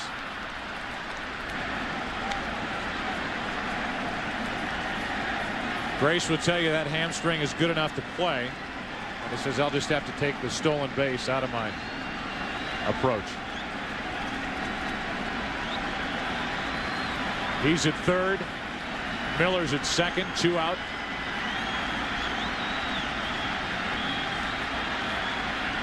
And Messina steps off. Mike Messina in his last 9 starts. 7-0. 2-0 this postseason. Now a full count on Schilling. Steve Finley, of course, scoring easily on that double down the line. Here's Mark Grace's trip around the bases. You can see a slight limp, and now Chris Spire holding him up at third base. To the shortstop, Jeter. The Diamondbacks bat around in the 3rd inning. They sent 9 men to the plate in the inning. A 2-run home run by Luis Gonzalez. A hit, an error, a sac fly, an intentional walk, an RBI double. That all followed. And after 3, it's 5-1 Arizona. The World Series on Fox is presented by MasterCard. MasterCard, there are some things money can't buy. For everything else, there's MasterCard. Fox Monday, don't miss 2 of the most eagerly anticipated premieres of the year. From Emmy Award-winning David E. Kelley, it's the season premieres of Boston Public and Ally McBeal. It all starts Monday at 8 Eastern, 7 Central, right here on Fox. We move to the 4th inning of Game 1, and Curt Schilling has a 5-1 lead. 5 runs on 6 hits for Arizona, coming off a 4-run 3rd inning. 2 of the 4 runs were earned. An error by David Justice in right opened the inning up a bit. Now Bernie Williams with an RBI double, his first time up down the left field line, falls behind 0-1.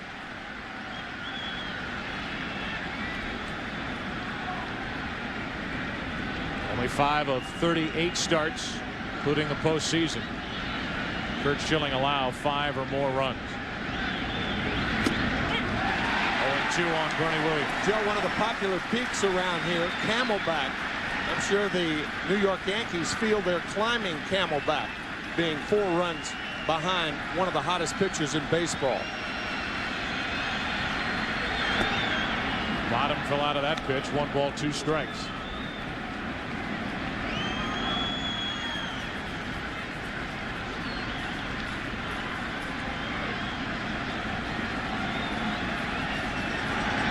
Curt Schilling, 3 complete game victories this postseason, and tonight 5 strikeouts with a 5-1 4th inning lead. The high school teammates Tino Martinez and Luis Gonzalez, Jefferson High School in Tampa. Second baseman is Luis Gonzalez. The first baseman, Tino Martinez. He was rough and tough even then, going after the coach to get to the wild throw. Their coach, Pop Cuesta, who is still the coach at Jefferson High School these days. How proud he must be. Luis Gonzalez, a big 2-run home run, and Tino Martinez with a terrific year this year for the Yankees. These 2 guys grew up listening to stories about Lou Piniella, Tony La Russa, Wade Boggs. There have been a handful of others who came out of Tampa to star in the big leagues as Martinez pops it up. Womack out, gives way to Gonzalez, 2 out. Guys like Gooden, Sheffield, McGriff, Tino Martinez and Luis Gonzalez, boyhood best friends, and now opposing one another in the 2001 World Series. That St. Petersburg, Tampa area, a hotbed for major league stars. There's Doc. How about that? Yeah.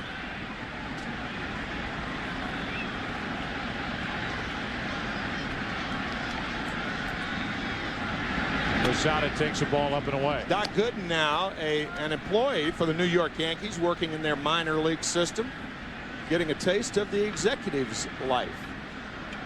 And got a taste of the World Series life, as you saw that big ring on his left hand. Also threw a no-hitter for these Yankees after all those years with the Mets, and that still have never had a no-hitter thrown in their franchise history, as Randy Choate gets loose for the Yankees in their bullpen. 2 balls and a strike on Posada. I don't think anybody energized the city of New York any more than Doc Gooden did in 1985, when as a 20-year-old he won the Cy Young Award with a 24-4 record. World Series ring on his left hand.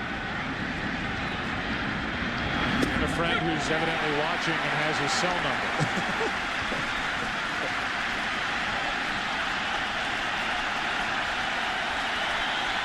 Part of that Mets 1986 year.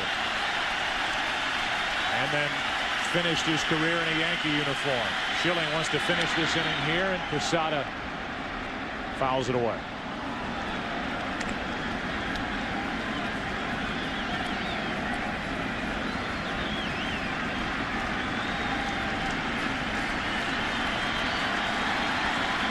Posada struck out his first time.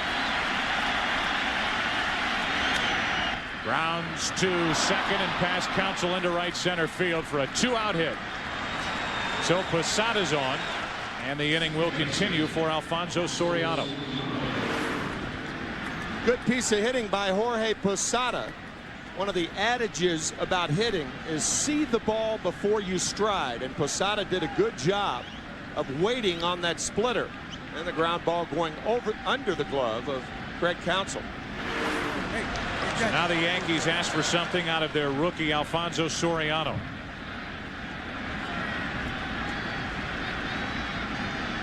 Soriano with that Game 4 winning home run in the 9th inning against Sasaki in the American League Championship Series last Sunday at Yankee Stadium.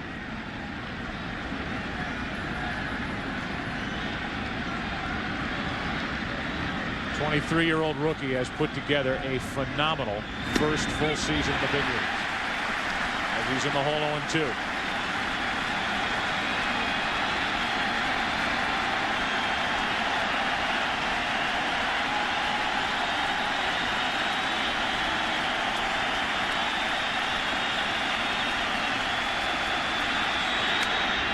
That's foul.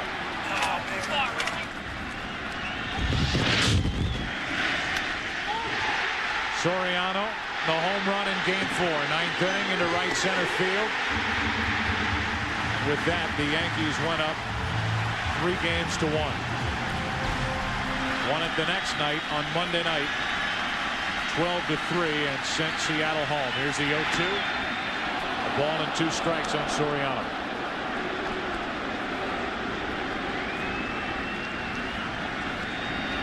He hit that home run. He became the first rookie in Major League history to hit so-called walk-off home run in postseason history. If you're Curt Schilling right now, you don't give him a strike at which to swing.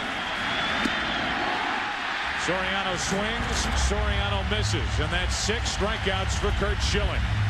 Bottom of the 4th, Diamondbacks bat. They lead it 5-1.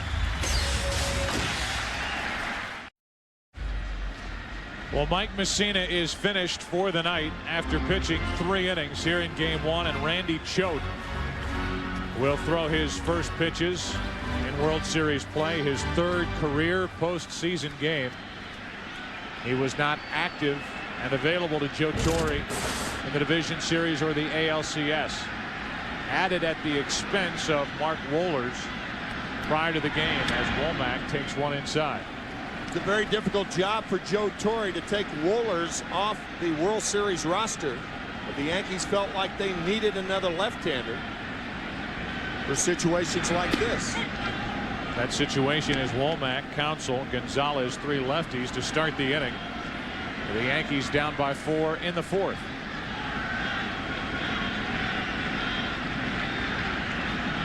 Breaking ball bunted in the air. Posada puts it away, 1 out.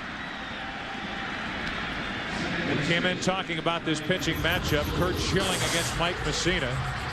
And look at how Mussina had pitched of late. Last 11 starts, 8-1 record with a 1.32 ERA. And opponents hitting only 172 against him, and that includes his 2 postseason starts this year. That's who is matched up against Curt Schilling. Schilling has allowed 1 run on 3 hits, struck out 6. Schilling has a 5-1 4th inning lead. Breaking ball is a strike to Craig Counsell, who homered his first time up. Then dropped down a good bunt in that 4-run 3rd inning. Andy Pettitte will get the ball tomorrow in game 2 and face Randy Johnson. 1 ball, 1 strike to Craig Counsell, who with his team down 1-0 in the 1st inning did that to tie the game. Baseball's a funny game. The home run in the 1st inning, and that's all the Diamondbacks get. And then the sacrifice by Counsell that opened things up for 4 runs in the 3rd inning. That's on the inside corner, 1-2. Joe Garagiola Jr., who is the general manager of this Arizona Diamondback team, was actually coached as a freshman at Notre Dame on the freshman baseball team by John Counsell, Craig's dad.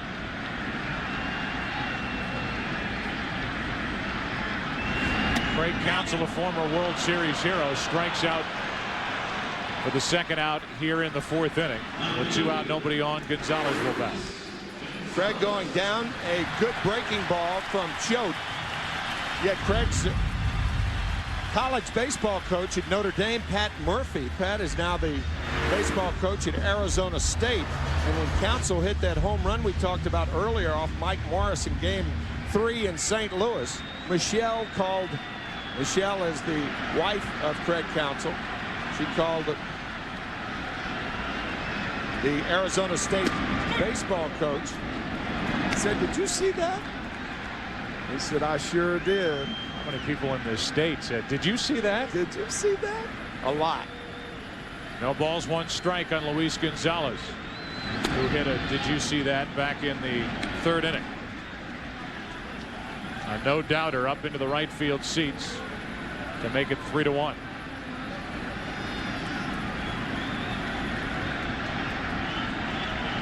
Base is clear with 2 out, and Gonzalez goes the other way. Fair and down into the corner. Gonzalez with a 2-out double.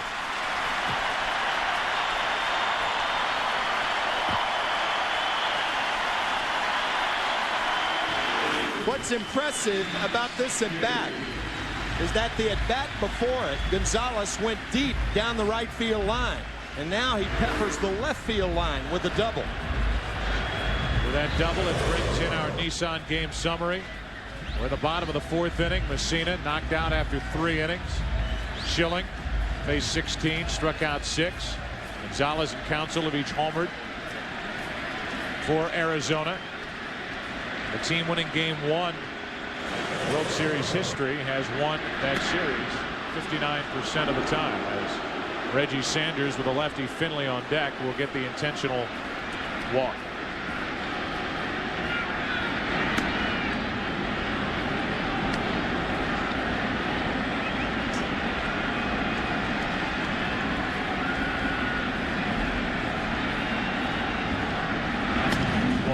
This will set up 2 on with 2 out.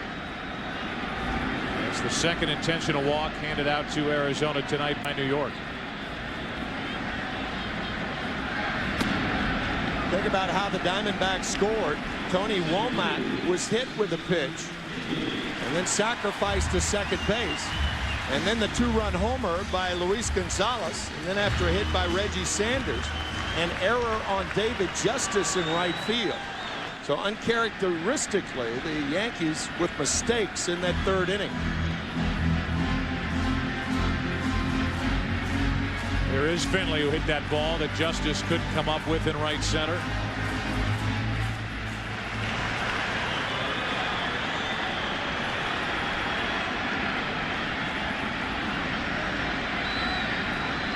Two on, 2 out. And Finley able to get out of the way of that pitch.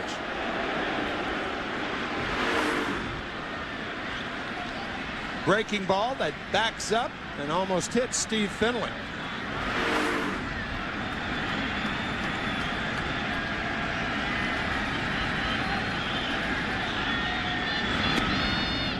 Down and in again, 2-0.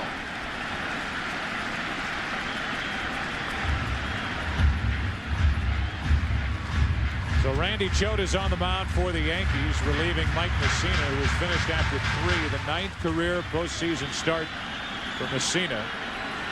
In the first 8, he never went less than 6 innings. Here's a 2-0. Base hit right field. Here comes Gonzalez. The throw by Justice into third. Safe there, and it's 6-1 Diamondbacks.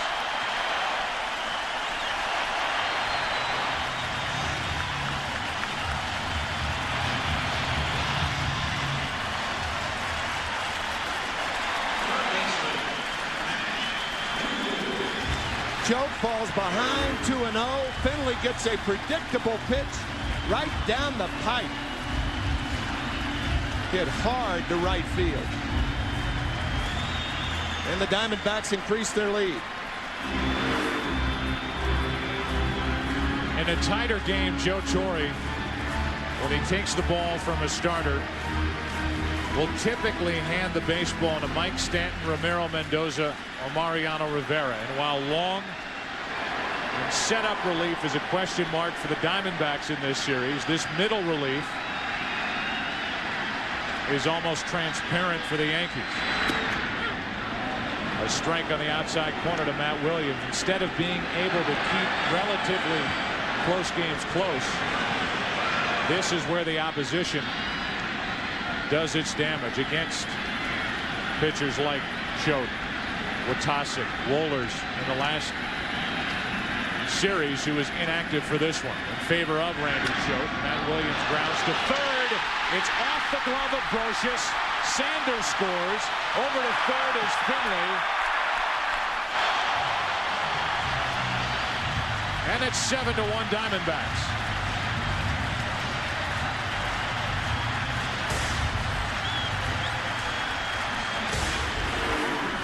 An error on Scott Brocious. The ball off the fingertips. I think the error given right here, because Matt Williams is not a fast runner. Obviously, that's taken into account. Second error of the game for the Yankees. So sloppy play and mistakes is added to the Diamondback lead. Now it's Mark Gray, second and third, 2 out, a ball low and away.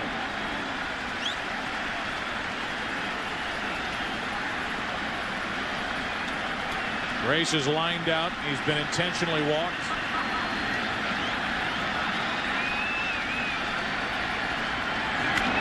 Well hit into right center field. Off the base of the wall. Finley scores. Williams scores. It's 9-1.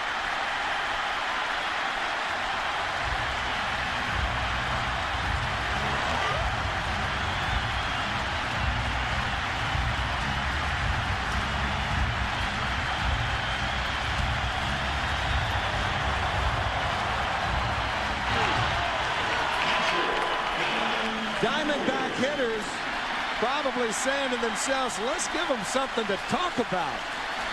And they have thus far.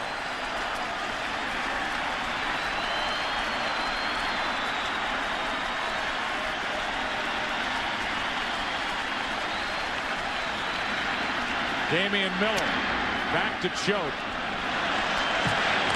And a long bottom of the fourth inning for Randy Choate is finally over. 4 runs in the third, 4 runs in the fourth. 5th inning of Game 1 of the 2001 World Series, and it's 9-1 Arizona. Curt Schilling back to the hill. We're in the 5th inning now. 9-1 Arizona as Brosius leads it off. That's strike 1. After the attacks of September the 11th, baseball shut down for 6 days. Curt Schilling wrote a letter on Saturday, September 15th, detailing his feelings on what had gone on and what was to come in Major League Baseball. Part of it I want to read to you. There is no city on this planet, Curt writes, that more represents its nation than New York does in the United States. New York is the true definition of a melting pot. Every race, religion, and color are represented in New York. And on Tuesday, you saw every race, every religion, every color come together as one nation of people fighting for one common goal: to save lives. I can honestly tell you that I've never been as proud to be an American as I was that day, to see the men and women of this great country come together and pour their blood, sweat, and tears into saving those that could be saved. Curt Schilling and teammates will go on Monday, when this series heads to New York, pay their respects and show their support for those who lost their lives and those who continue to work at the World Trade Center. 1 ball, 2 strikes on the leadoff hitter, Brosius. And a pop-up. Finley puts it away, and we hear from Curt Schilling on the mission at hand for himself and for this Arizona Diamondback team. We believe we belong here. This is what we began spring training playing for. But we're going to have to go through the greatest dynasty in sports to win that. And I think that's appropriate. 4-year-old franchise, you know, Mr. Colenso didn't stick his foot in the door to get into baseball. He kicked it in. And that offended a lot of people, I think, and probably makes people not like us as much as they might like another team, a young team. But the fact of the matter is, we're in a World Series with a chance to win it. That reference about kicking the door in by Jerry Colangelo, the signing of 3 agents. 10 of the Diamondbacks have been signed as free agents. Hey, you play by the rules. Enrique Wilson up the middle. Counsell. Got it. What else is this guy going to do? Woo.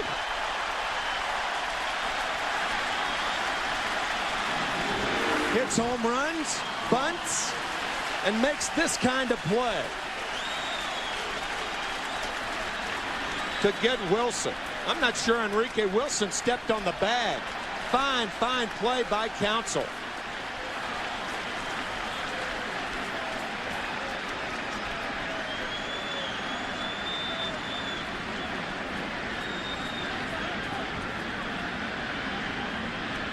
Counsell, who will play anywhere defensively.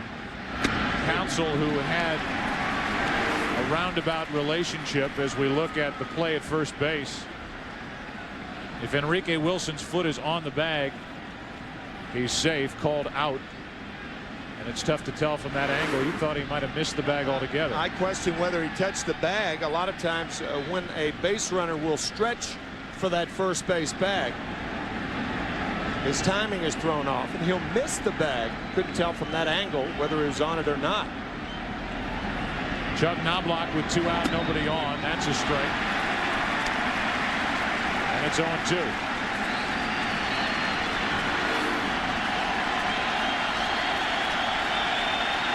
Yeah, he came up short of the bag. The toe may have touched it, but that's not the normal way you go into first base. Here's an 0-2 pitch. Knobloch fights it off. Talking about Craig Counsell, who was released in the early part of the 2000 season by the Dodgers. Talked to Joe Garagiola Jr., the general manager here, and their plan was for Counsell to go to AAA, play everywhere, play every day, and work his way back to the big leagues. And while Counsell's a guy who has scored a World Series winning run, as Knobloch checks his swing,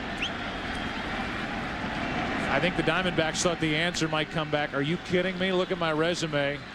I've been in the big leagues. I've done the minor league thing. Forget it. He's jumped at the chance, went down there, worked his way back to the big leagues, and now with what he's done in this postseason may have worked his way into a longer term contract than just the year-to-year he's been going with. Here's a 1-2 to Knobloch. Left side for Womack. Kurt Schilling doing his thing. Craig Counsell doing his thing. Gonzalez in this game doing his thing. The Yankees not doing their thing. Bottom of the fifth, 9-1 Arizona. The World Series on Fox, presented by MasterCard. Brought to you by NASDAQ. By Nissan. Nissan introduces the totally new V6 Ultima, the cure for the common car. And by Miller High Life. Welcome back to Phoenix, Arizona. Bottom of the fifth inning, and the third pitcher of the night for the Yankees is Sterling Hitchcock. Picked up by the Yankees in midstream. Hitchcock's first game this year was on July 3rd when he was a member of the San Diego Padres. Signed originally with the Yankees, back with them. Curt Schilling first up, takes the ball.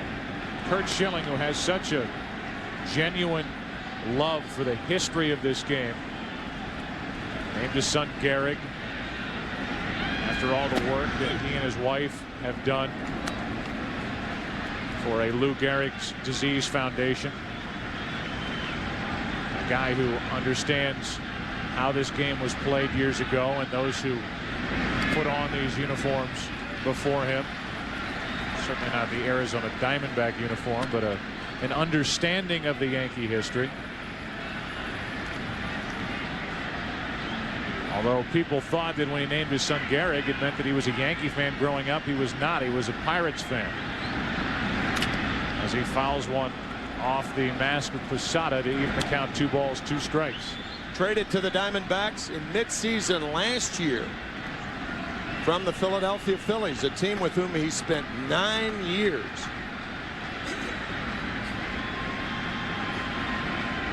Schilling with a count of 2-2. Appeal to first, and Mark Hirschbeck says that Schilling didn't swing. The count full, 3-2.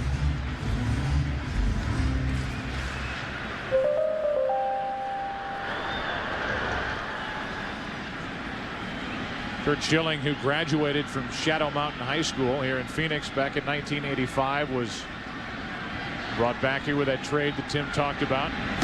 Strikes out here to start the bottom of the fifth inning.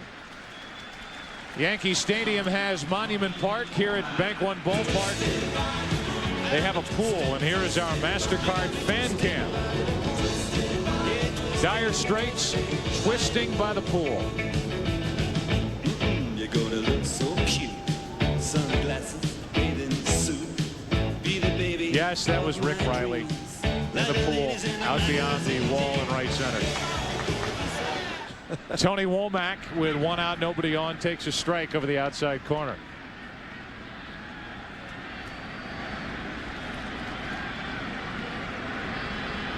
Good town for pool music. No balls, 2 strikes on Womack.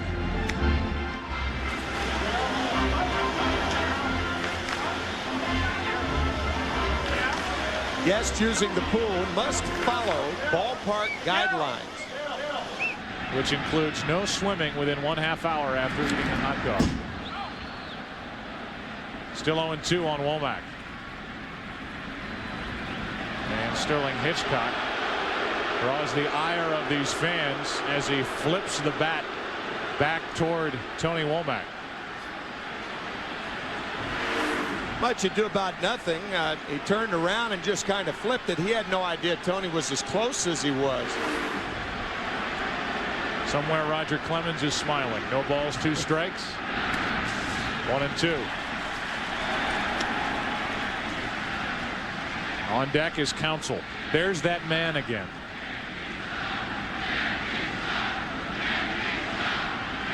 Tony Womack has been hit by a pitch. He has scored a run. Brocious got it. What a good play by Scott Brocious with a bare hand pickup, 2 out. Brocious is the best at this that I've ever seen. Gets it in his bare hand, transfers it somehow to his throwing fingers.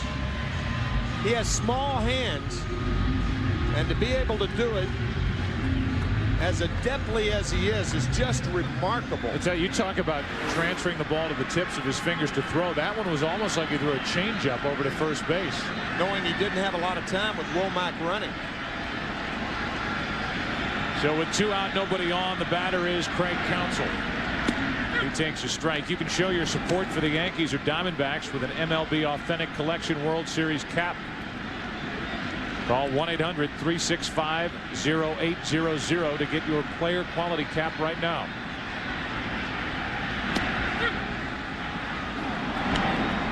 I heard that line about Craig Counsell the other day, that he holds the bat like a chimney sweep who missed a spot.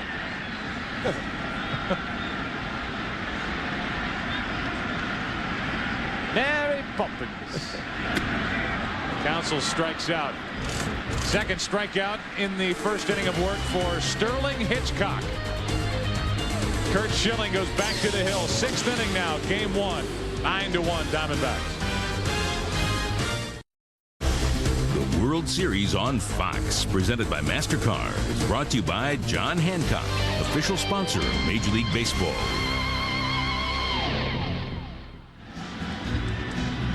As we get ready for the 6th inning, tonight's in-game box score brought to you by John Hancock.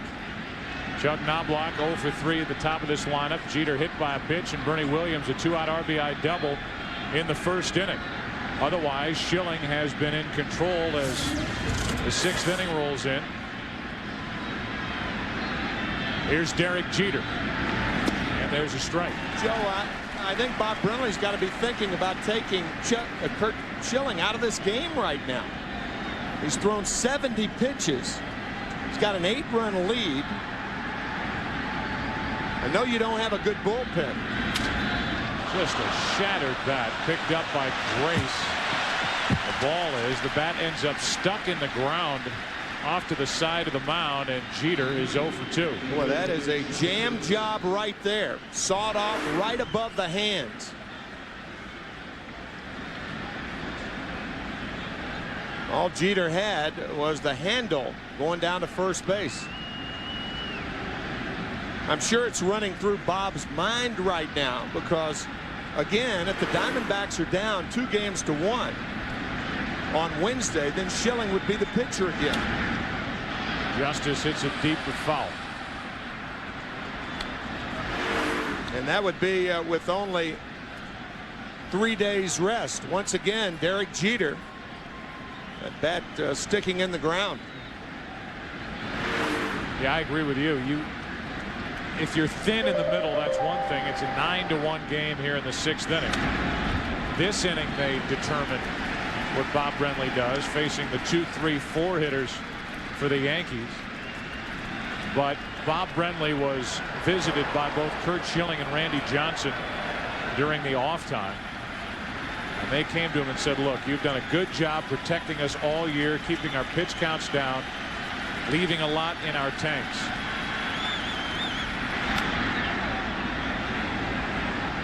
But if we get the opportunity and you need us, we are ready to work on short rest. And again, if the Diamondbacks are up 2-1 or 3-0, Miguel Batista would start game 4 in New York. However, if they are down in the series, Curt Schilling likely takes the ball.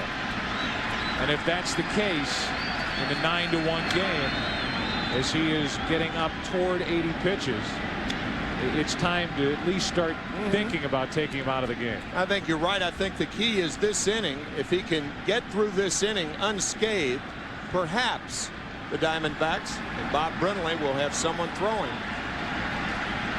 in the bullpen. His 76th pitch of the night. 1 ball, 2 strikes on Justice.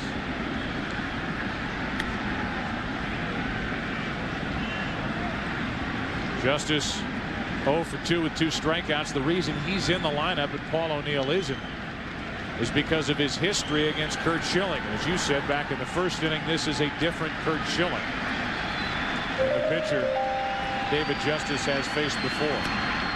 Different stuff. The forkball's better. His velocity is just incredible, to the point where Bob Brenly is stunned that in the 8th or 9th innings, as he's gone through this postseason with 3 consecutive complete games, he can still get it to the plate at 98 miles an hour. His velocity actually increases the last 3 innings. The 2-2 to Justice. It'll stay that way.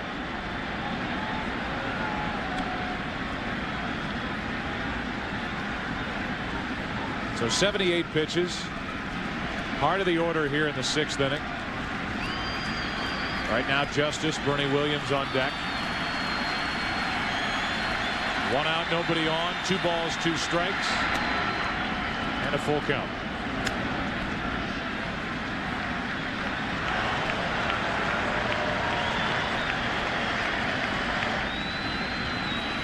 Diamondbacks will turn to Randy Johnson tomorrow night. Yankees will turn to Andy Pettitte.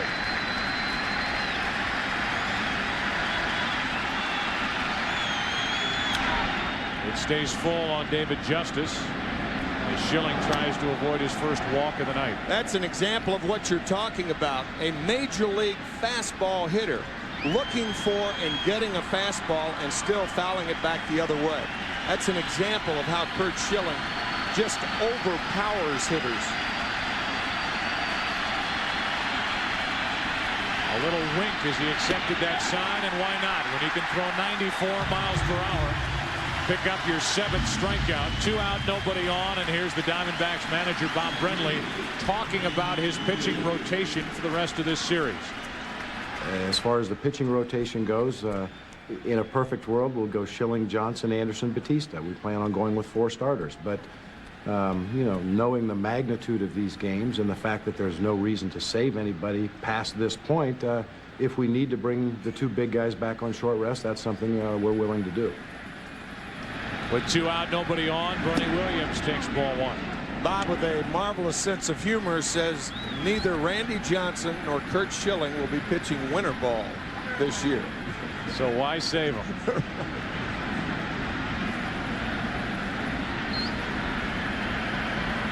Randy Johnson, the 6'10", 235-pound left-hander, is 2-0 against the Yankees in the postseason. That was back in 1995 in the division series. 1 start, 1 relief outing.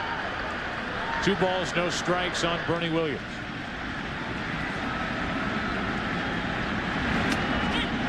Two and 1. Meanwhile, the Yankees are 17-5 when Andy Pettitte starts a postseason game.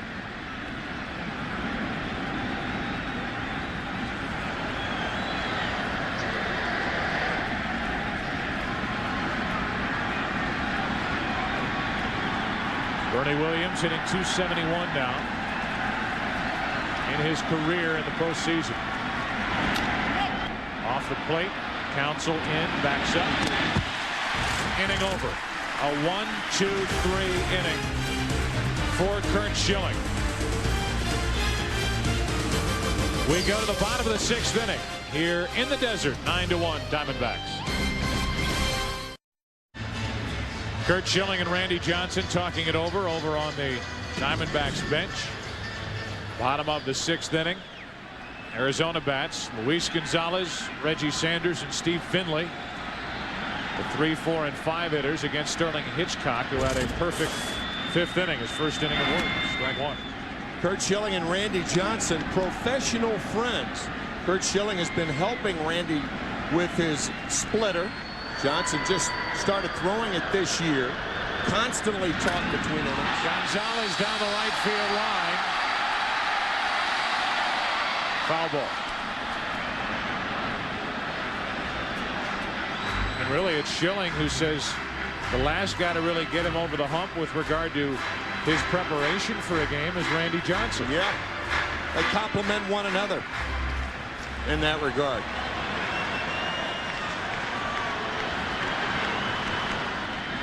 The 0-2 to Gonzalez. Chased it, 1 away. Not only does Curt Schilling talk to Randy Johnson between innings, but he talks to his catcher. Slider. Fastball. Slider. Slider. Okay, I'll go with the slider. And then he throws the slider to Bernie Williams. That missed. Pretty big advantage when you can tell a hitter what's coming and then do it. What are we missing? You know, sometimes pitchers don't realize they do things. A lot of times they'll want the ball outside to a left-hander, and they'll nod their head to the right, or their heads to the right. If they want it outside to a right-handed batter, sometimes they'll say they don't want to go through the sequence of signs again. So they'll nod to the left. They'll say, yeah, I want that pitch, but I don't want it there. Over the other way. Not all pitchers do that. Not many pitchers are good enough to do that and get away with it. That's right. Schilling is obviously one who is. And as you say, he may not even be aware he's doing it. I bet he isn't. You hear so many times about a struggling pitcher, and they'll say, well, we figured out that he was tipping his pitches by the way he held the ball in his glove. Schilling is just telling the hitter what's coming. I guess he's tipping his pitches. Here's tonight's box score for the Diamondbacks, brought to you by John Hancock. Hits, runs all over the place. Tony Womack, time he scored a run, he was hit by a pitch. Counsell a home run in the first inning. Gonzalez a 2-run homer to put the Diamondbacks up 3-1. Reggie Sanders a couple of hits. Damian Miller 2 out of 3 with an RBI. The home run by Gonzalez, a 2-run homer back in the third inning with a game tied 1-1. It's 9-1 as Finley takes ball 1, and Finley has been on base twice. He's hit the ball hard really 3 times. You see the postseason average of 361. He has been their most consistent, if not thrilling hitter. I think thrilling is Counsell. Consistent is Finley. 1-1. The layoff has not appeared to hurt the Diamondbacks. That's an understatement. Their last game, last Sunday night, clinching in Atlanta. Yeah, it's the Yankees who are used to having time off within a postseason, right, and cranking it back up. We walked into the Diamondback clubhouse yesterday and the day before. They were bouncing off the walls. They couldn't wait to get out there and play. At least 2 guys said, now we know what it's like for those NFL players who used to have to wait 2 weeks prior to the Super Bowl after the conference championship. But they have come out, they have been ready, and they have taken it to the world champion Yankees tonight. Finley strikes out, and Sterling Hitchcock has been perfect in his 2 innings of relief work, striking out 4 along the way. It's still 9-1. 7th inning now. Back after this from your local Fox station. It's the 7th inning. It's 9-1 Arizona. Thanks to a 4-run 3rd inning, a 4-run 4th inning, 9 runs on 9 hits, while the Yankees have only 3 hits. Schilling has retired 13 of 14 as he deals with Tino Martinez. Ball 1. That's pitch number 86 on the night. We've already stated our opinions that the Diamondbacks have to think about going to their bullpen if Schilling is a possibility for game 4, if the Diamondbacks, assuming they win here tonight, lose games 2 and 3. Saw Bob Brenly talking with his bench coach Bob Melvin, Bob Welch, the pitching coach, between innings, convening around the lineup card in the Diamondback dugout.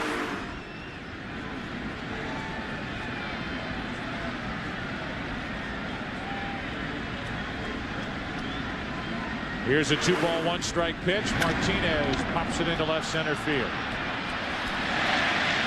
Finley 1-1. 14 out of 15 retired by Curt Schilling.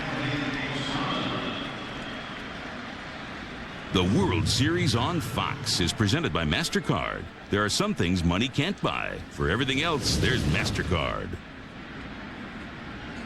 1 out, nobody on with Posada digging in case you're wondering what the biggest comeback is in postseason history. It's an 8-run deficit that the A's came back from to defeat the Cubs 10-8. It was 8-0 after 6.5 innings. And the A's came back to beat Chicago. The A's won in 5 games that year. As Posada takes ball 1. That is the only time a team has come back from an 8-run deficit in any postseason game. The Yankees' biggest come from behind win was the 6-run deficit they had after 5 innings in the '96 World Series Game 4. Game that was tied eventually on that 3-run home run by Jim Leyritz.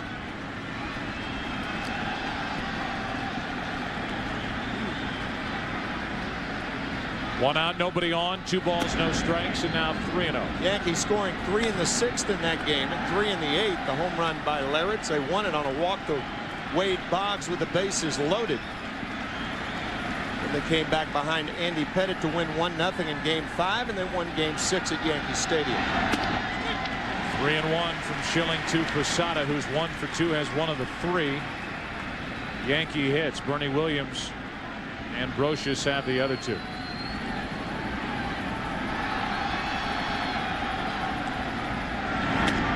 That's the first walk of the night from Curt Schilling, and it comes with 1 out here in the 7th. As you and I both know, Joe, having worked with Bob Brenly, we understand how quick a learn he is. And you got to believe that he learned something from Torre last year. Because Joe Torre, it's his opinion that there is no long haul in the World Series. You play to win 1 game that day and don't look to tomorrow. And the way Bob Brenly is leaving Curt Schilling in the game right now, that appears to be his thinking. Forget about tomorrow. Sew today up. Yet if you're the Yankees, there is something left in this game. If you're going to go down the line with Schilling, make him get his pitch count up. Sure. Take pitches, get into that battle mode, and make him throw to get through 7 or get through 8 or whatever his night might be. If he beats you, make it as difficult as you can make it on him. With an eye on Game 4. A 1-0. 1 ball, 1 strike.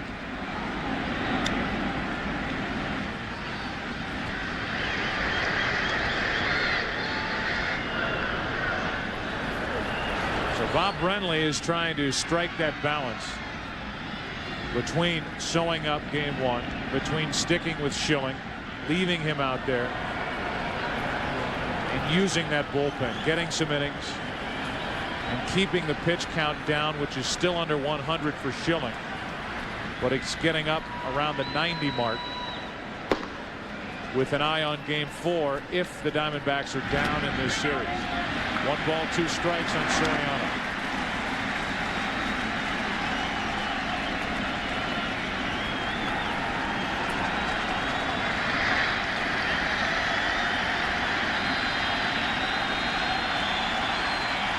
Schilling has struck out 7.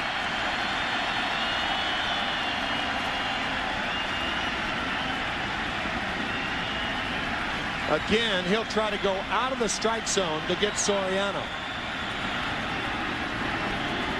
If Soriano has a weakness, and he will get better at that, it's pitch selection with 2 strikes.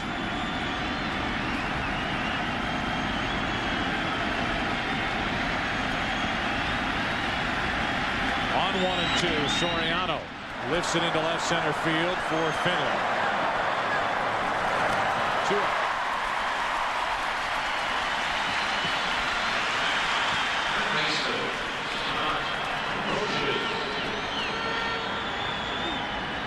Just to further the point, if Schilling gets through this top of the 7th inning and it stays 9-1, no matter if the Diamondbacks score in the bottom of the 7th inning or not, I personally would be surprised if Schilling went back out there for the 8th inning. Yeah, I would be too. Schilling is into this mode now where he's winking as he comes to the set position after getting his sign from Damian Miller. I've seen him do it twice. He did it just prior to that last pitch.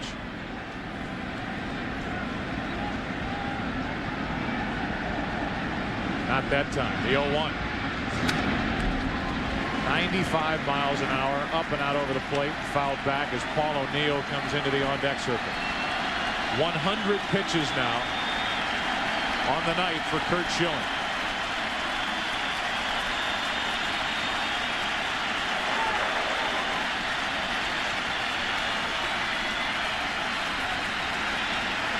Here's a 0-2.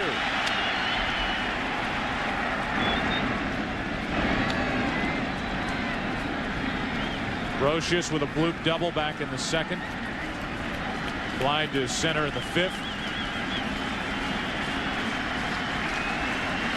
And now trying to at least avoid becoming the 8th strikeout victim for Schilling. Tonight's game is being seen live around the world by U.S. servicemen and women, including those of the USS Enterprise in the North Arabian Sea. Thanks to the facilities of the All-American Forces Radio and Television Service. It goes without saying that all of America salutes you and appreciates what you are doing for our country. Now let's go to public address announcer Jeff Munn. Good evening, and greetings to all of you of the World Series in Arizona. In this series, players on both teams wear the same insignia on their uniforms, the American flag. Those flags symbolize the amazing strength and unity of our country. And make no mistake, we will prevail against the evil ones. I hope you all enjoy the game and enjoy the World Series. And may God bless America.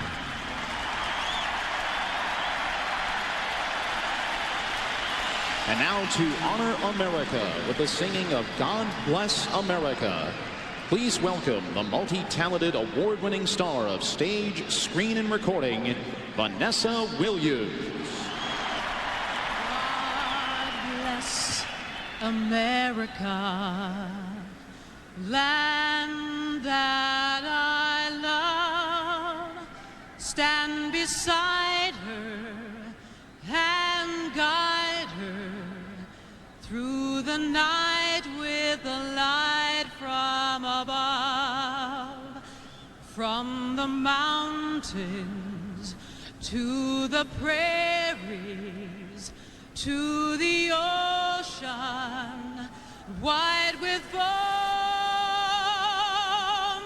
God bless America, my home, sweet home. God bless America, my home, sweet home.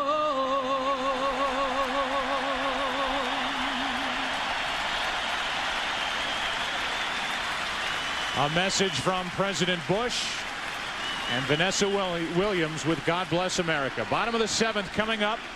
It's 9-1 Arizona. The World Series on Fox, presented by MasterCard, is brought to you by MasterCard. There are some things money can't buy. For everything else, there's MasterCard. And by the people of United Airlines. We are united.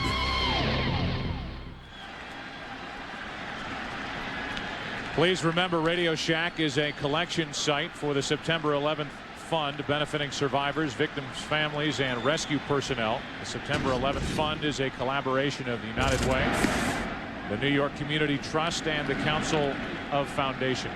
We welcome you back to the bottom of the 7th inning, a 9-1 Arizona lead in Game 1. Matt Williams taking ball 1 from Sterling Hitchcock, who has been perfect in 2 innings of relief work. 2-0. And both Mike Morgan and Miguel Batista are warming. So Bob Brindley thinking, if I'm going to pinch hit for Curt Schilling, and Schilling's spot is due up 4th, I might as well get some production out of it. Williams gets a base hit up the middle. First hit for Matt Williams. He's also reached on an error and driven in a run with a sac fly. Art Grace.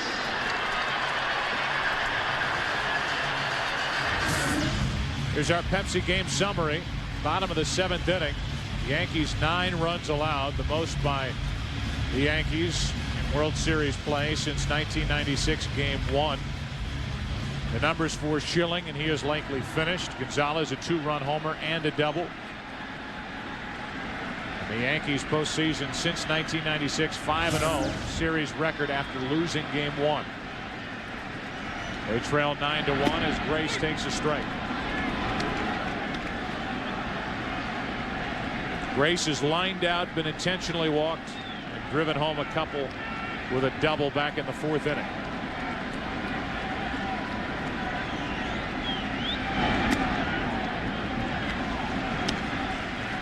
Just speculating, because the Diamondbacks appear to be having the best of both worlds tonight, winning handily and with the opportunity of resting Curt Schilling.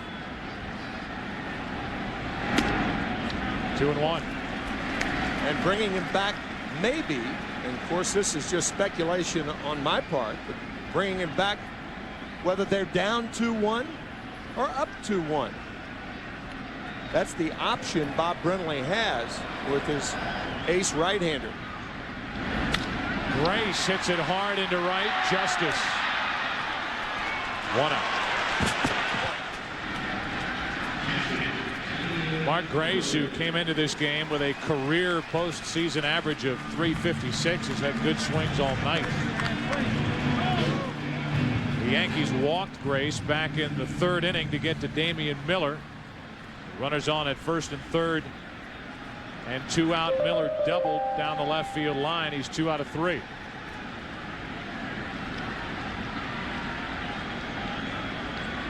The RBI on that double back in the 3rd inning is first of this postseason, way out in front of a changeup. 0-1. Damian Miller with a very, very difficult LCS. Hit between the legs with a foul tip. The swelling has gone down, and he's fine right now, but I was commiserating with him yesterday when the Diamondbacks were working out, and Damian said, there is no way my 6-year-old is going to be a catcher. No way. I said, so you'll be more inclined to give him a stethoscope instead of a mitt. He said, yep. Miller can't hold up, and they count 1-2.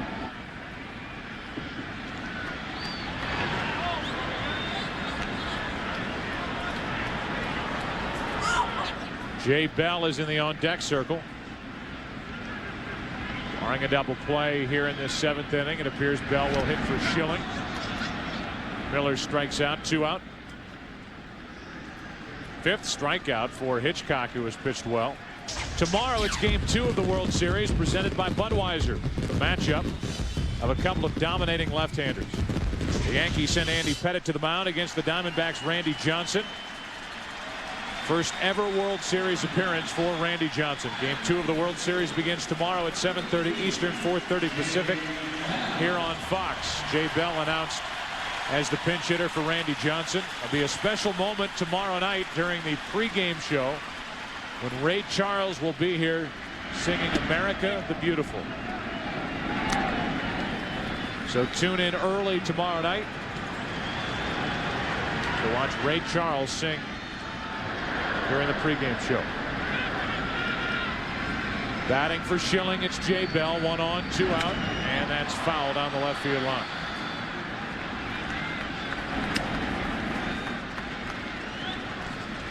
So Schilling, his night.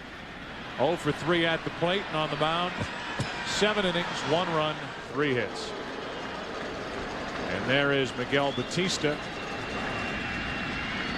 getting ready to work the 8th inning. Bell. That's on the inside corner. And how about Sterling Hitchcock?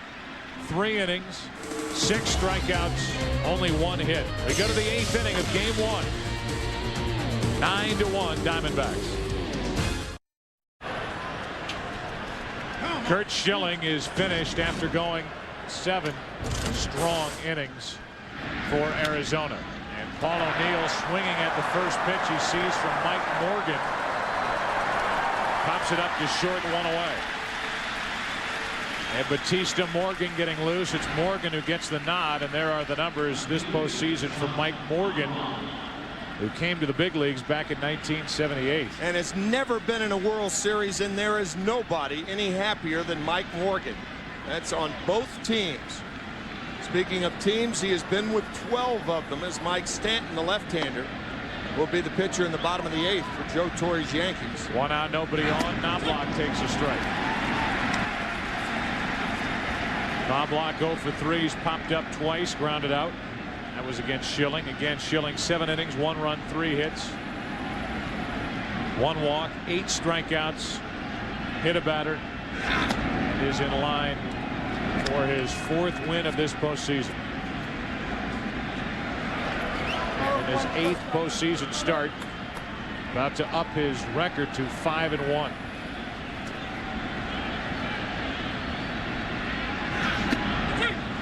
On the inside corner, and really no complete game tonight to continue that string because of what is potentially to come later in this World Series. No reason to do it. Tell you, Joe, you look at the rosters of both these teams, the Yankees, with their remarkable success since 1996, and on the other side, staring at them, the only player who has played on a World Series champion is Craig Counsell, as a member of the Florida Marlins in 1997. Schilling has been in the series, but not on a winner. The '93 Phillies lost to Toronto. Swindell, the lefty. Batista still throwing down in the bullpen for Arizona. 2-2 pitch to Knobloch. Off the hands on one hop to Womack. Low throw, but out, 2 away.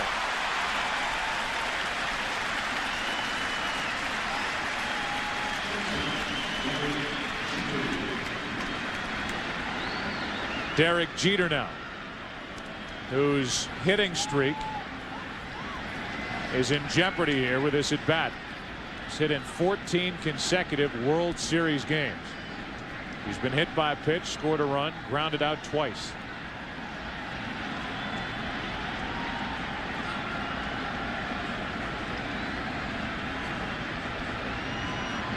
Two out, bases empty. And ball 1. I think Curt Schilling was glad the roof was open tonight. Normally, he requests that they close the roof here at the Bob, as the locals call it, Bank One Ballpark. Not tonight. And then when the question was posed to Randy Johnson as to whether he wanted it opened or closed, he said, well, what does Curt want? What did Curt say? What was his answer? I got to believe it's going to be open tomorrow night. Here's a 2-0. 2 balls and a strike. From what Curt Schilling has told us, the ball carries better here in Phoenix with the roof open than it does when the roof is closed. Not much good contact against Schilling tonight, while on the other side, Counsell hit a first-inning home run. Gonzalez hit a third-inning home run. 2 balls and a strike, and Jeter hits it at deep center field. Back is Finley to end the inning and possibly end the hitting streak for Derek Jeter. It may come to a close in 14 straight World Series games. Bottom of the 8th inning, 9-1 Diamondbacks. The World Series on Fox, presented by MasterCard, is brought to you by MasterCard. There are some things money can't buy. For everything else, there's MasterCard. By Radio Shack, official sponsor of Major League Baseball. And by the joy of Pepsi.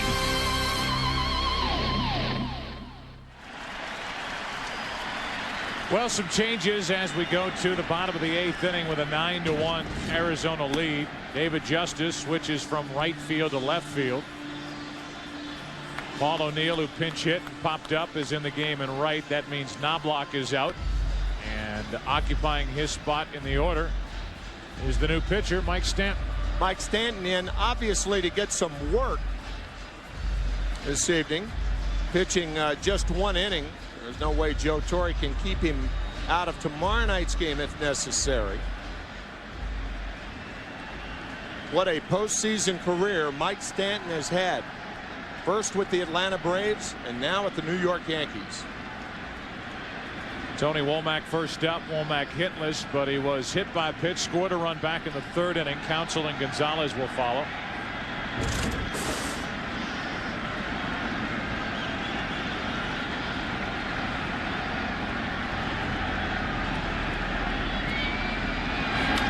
And he goes after the first pitch. Shallow left center. Bernie Williams, nice running catch. 1 out. That'll bring in Craig Counsell, who's been busy here in game 1.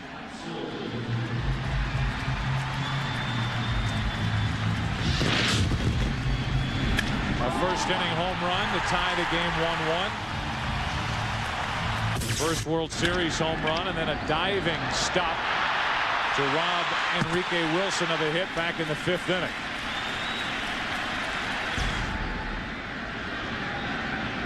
Here he is with 1 out, nobody on in the 8th. Ball 1 from Stanton. So this has got to be in the category of unexpected with this offensive outburst by Arizona coming in, averaging just over 3 runs a game in the postseason leading into this game 1 of the World Series. Overall hitting only .235. And facing a very difficult Mike Mussina, who for the last 5 weeks has been as hot as Curt Schilling or Randy Johnson.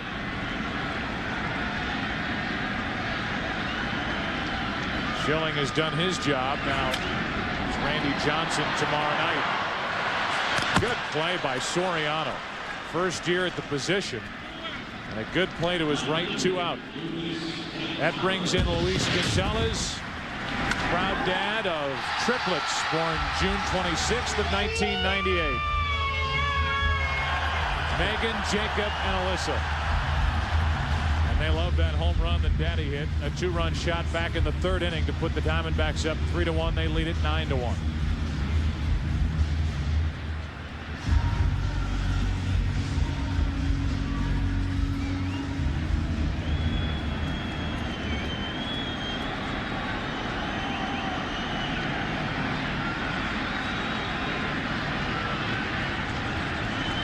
A homer, a double tonight in between 2 strikeouts. And a ball outside. For these hitters, guys like Counsell, Womack, Gonzalez, happy that they get a look here at Mike Stanton in a blowout game. Tuck it away for later on when facing Stanton in a more important situation. Tino Martinez takes care of his boyhood friend. Martinez the play to his right to retire Gonzalez. We go to the 9th inning. It's 9-1 Arizona. The World Series on Fox is presented by MasterCard. There are some things money can't buy. For everything else, there's MasterCard.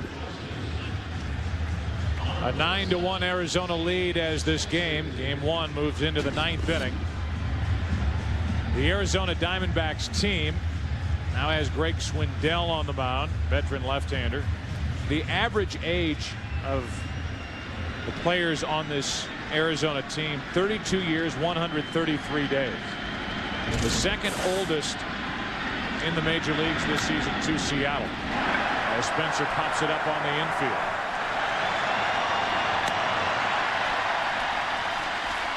One out. There it is right here. You can see the position players. The 42-year-old Mike Morgan, the oldest on the team. Randy Johnson starts tomorrow. He's next oldest. Only 3 players on the roster from the original expansion list of players drafted back in 1997. November of 97. Excuse me. Only 5 players on this roster with any World Series experience. 1 out, nobody on. Bernie Williams. Strike 1.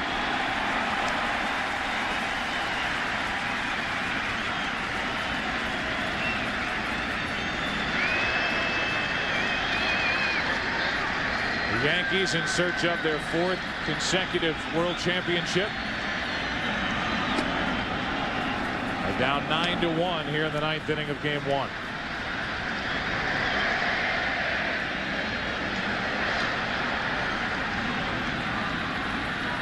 It'll be a different looking lineup tomorrow night for the Yankees against the hard-throwing left-hander Randy Johnson.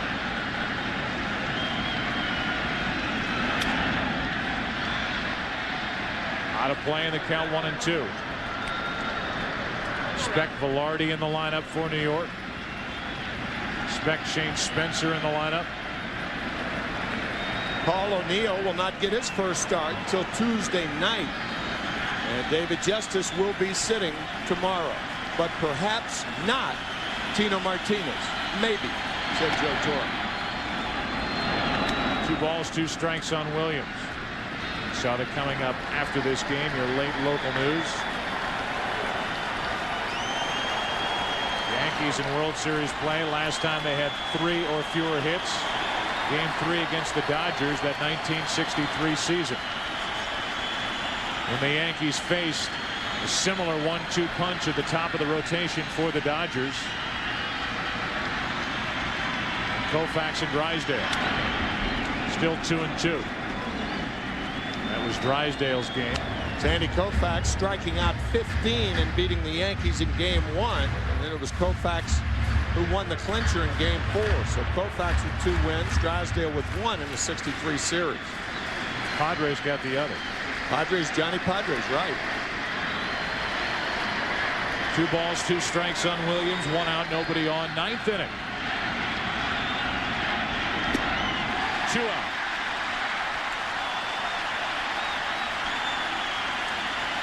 Yankee fans need no reminder that in 1963, with those 2 guys pitching, Koufax and Drysdale, the Yankees scored a total of 4 runs in 4 games. Tino Martinez now with 2 out, nobody on. Spencer popped up. Williams struck out.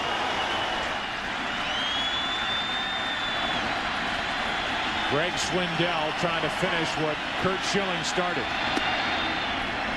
Ball 1. Martinez 0 for 3.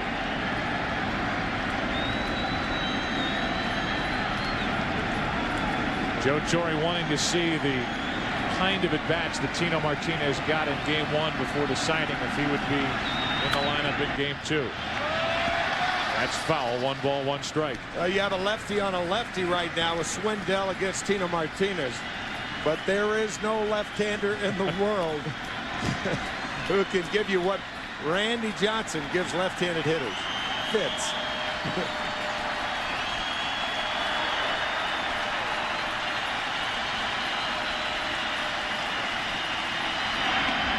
Two balls and a strike.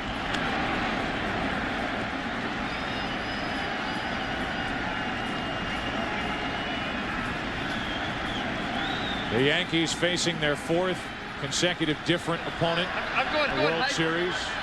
San Diego, Atlanta, the Mets, now Arizona. And the Diamondbacks are 1 strike away from a 9-1 victory here in Game 1.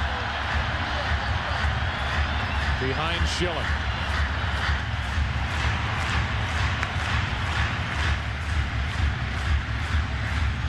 Clemens slated to go in Game 3.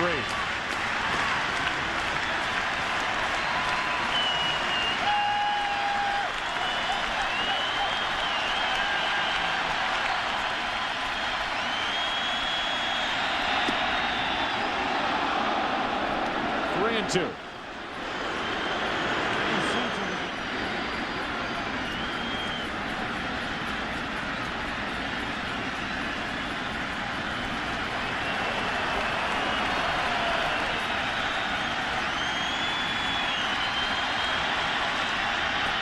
A 2-out walk. That'll bring in Jorge Posada. There is action for the Diamondbacks in their bullpen, but not with Posada coming up, the switch hitting catcher. Might think that odd, Greg Swindell throwing a slider on a 3-2 count when he's 8 runs down with 2 out in the 9th inning.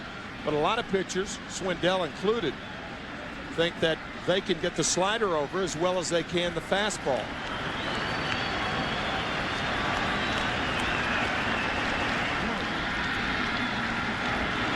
Now it's Posada, who has struck out, singled and walked. Into left center field, pretty well hit. Back near the track, Finley. Diamondbacks win Game 1.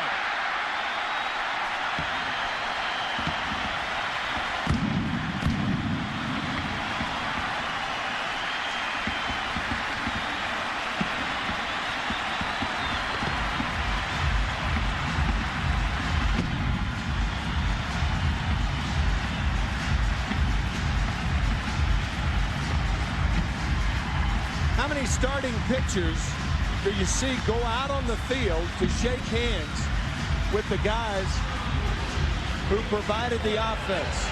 Not many.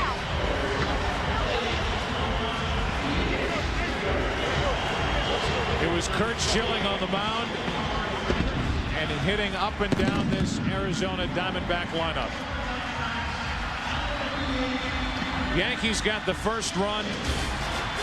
The Diamondbacks got the next 9. We'll come back and wrap it up after this break from your local Fox station.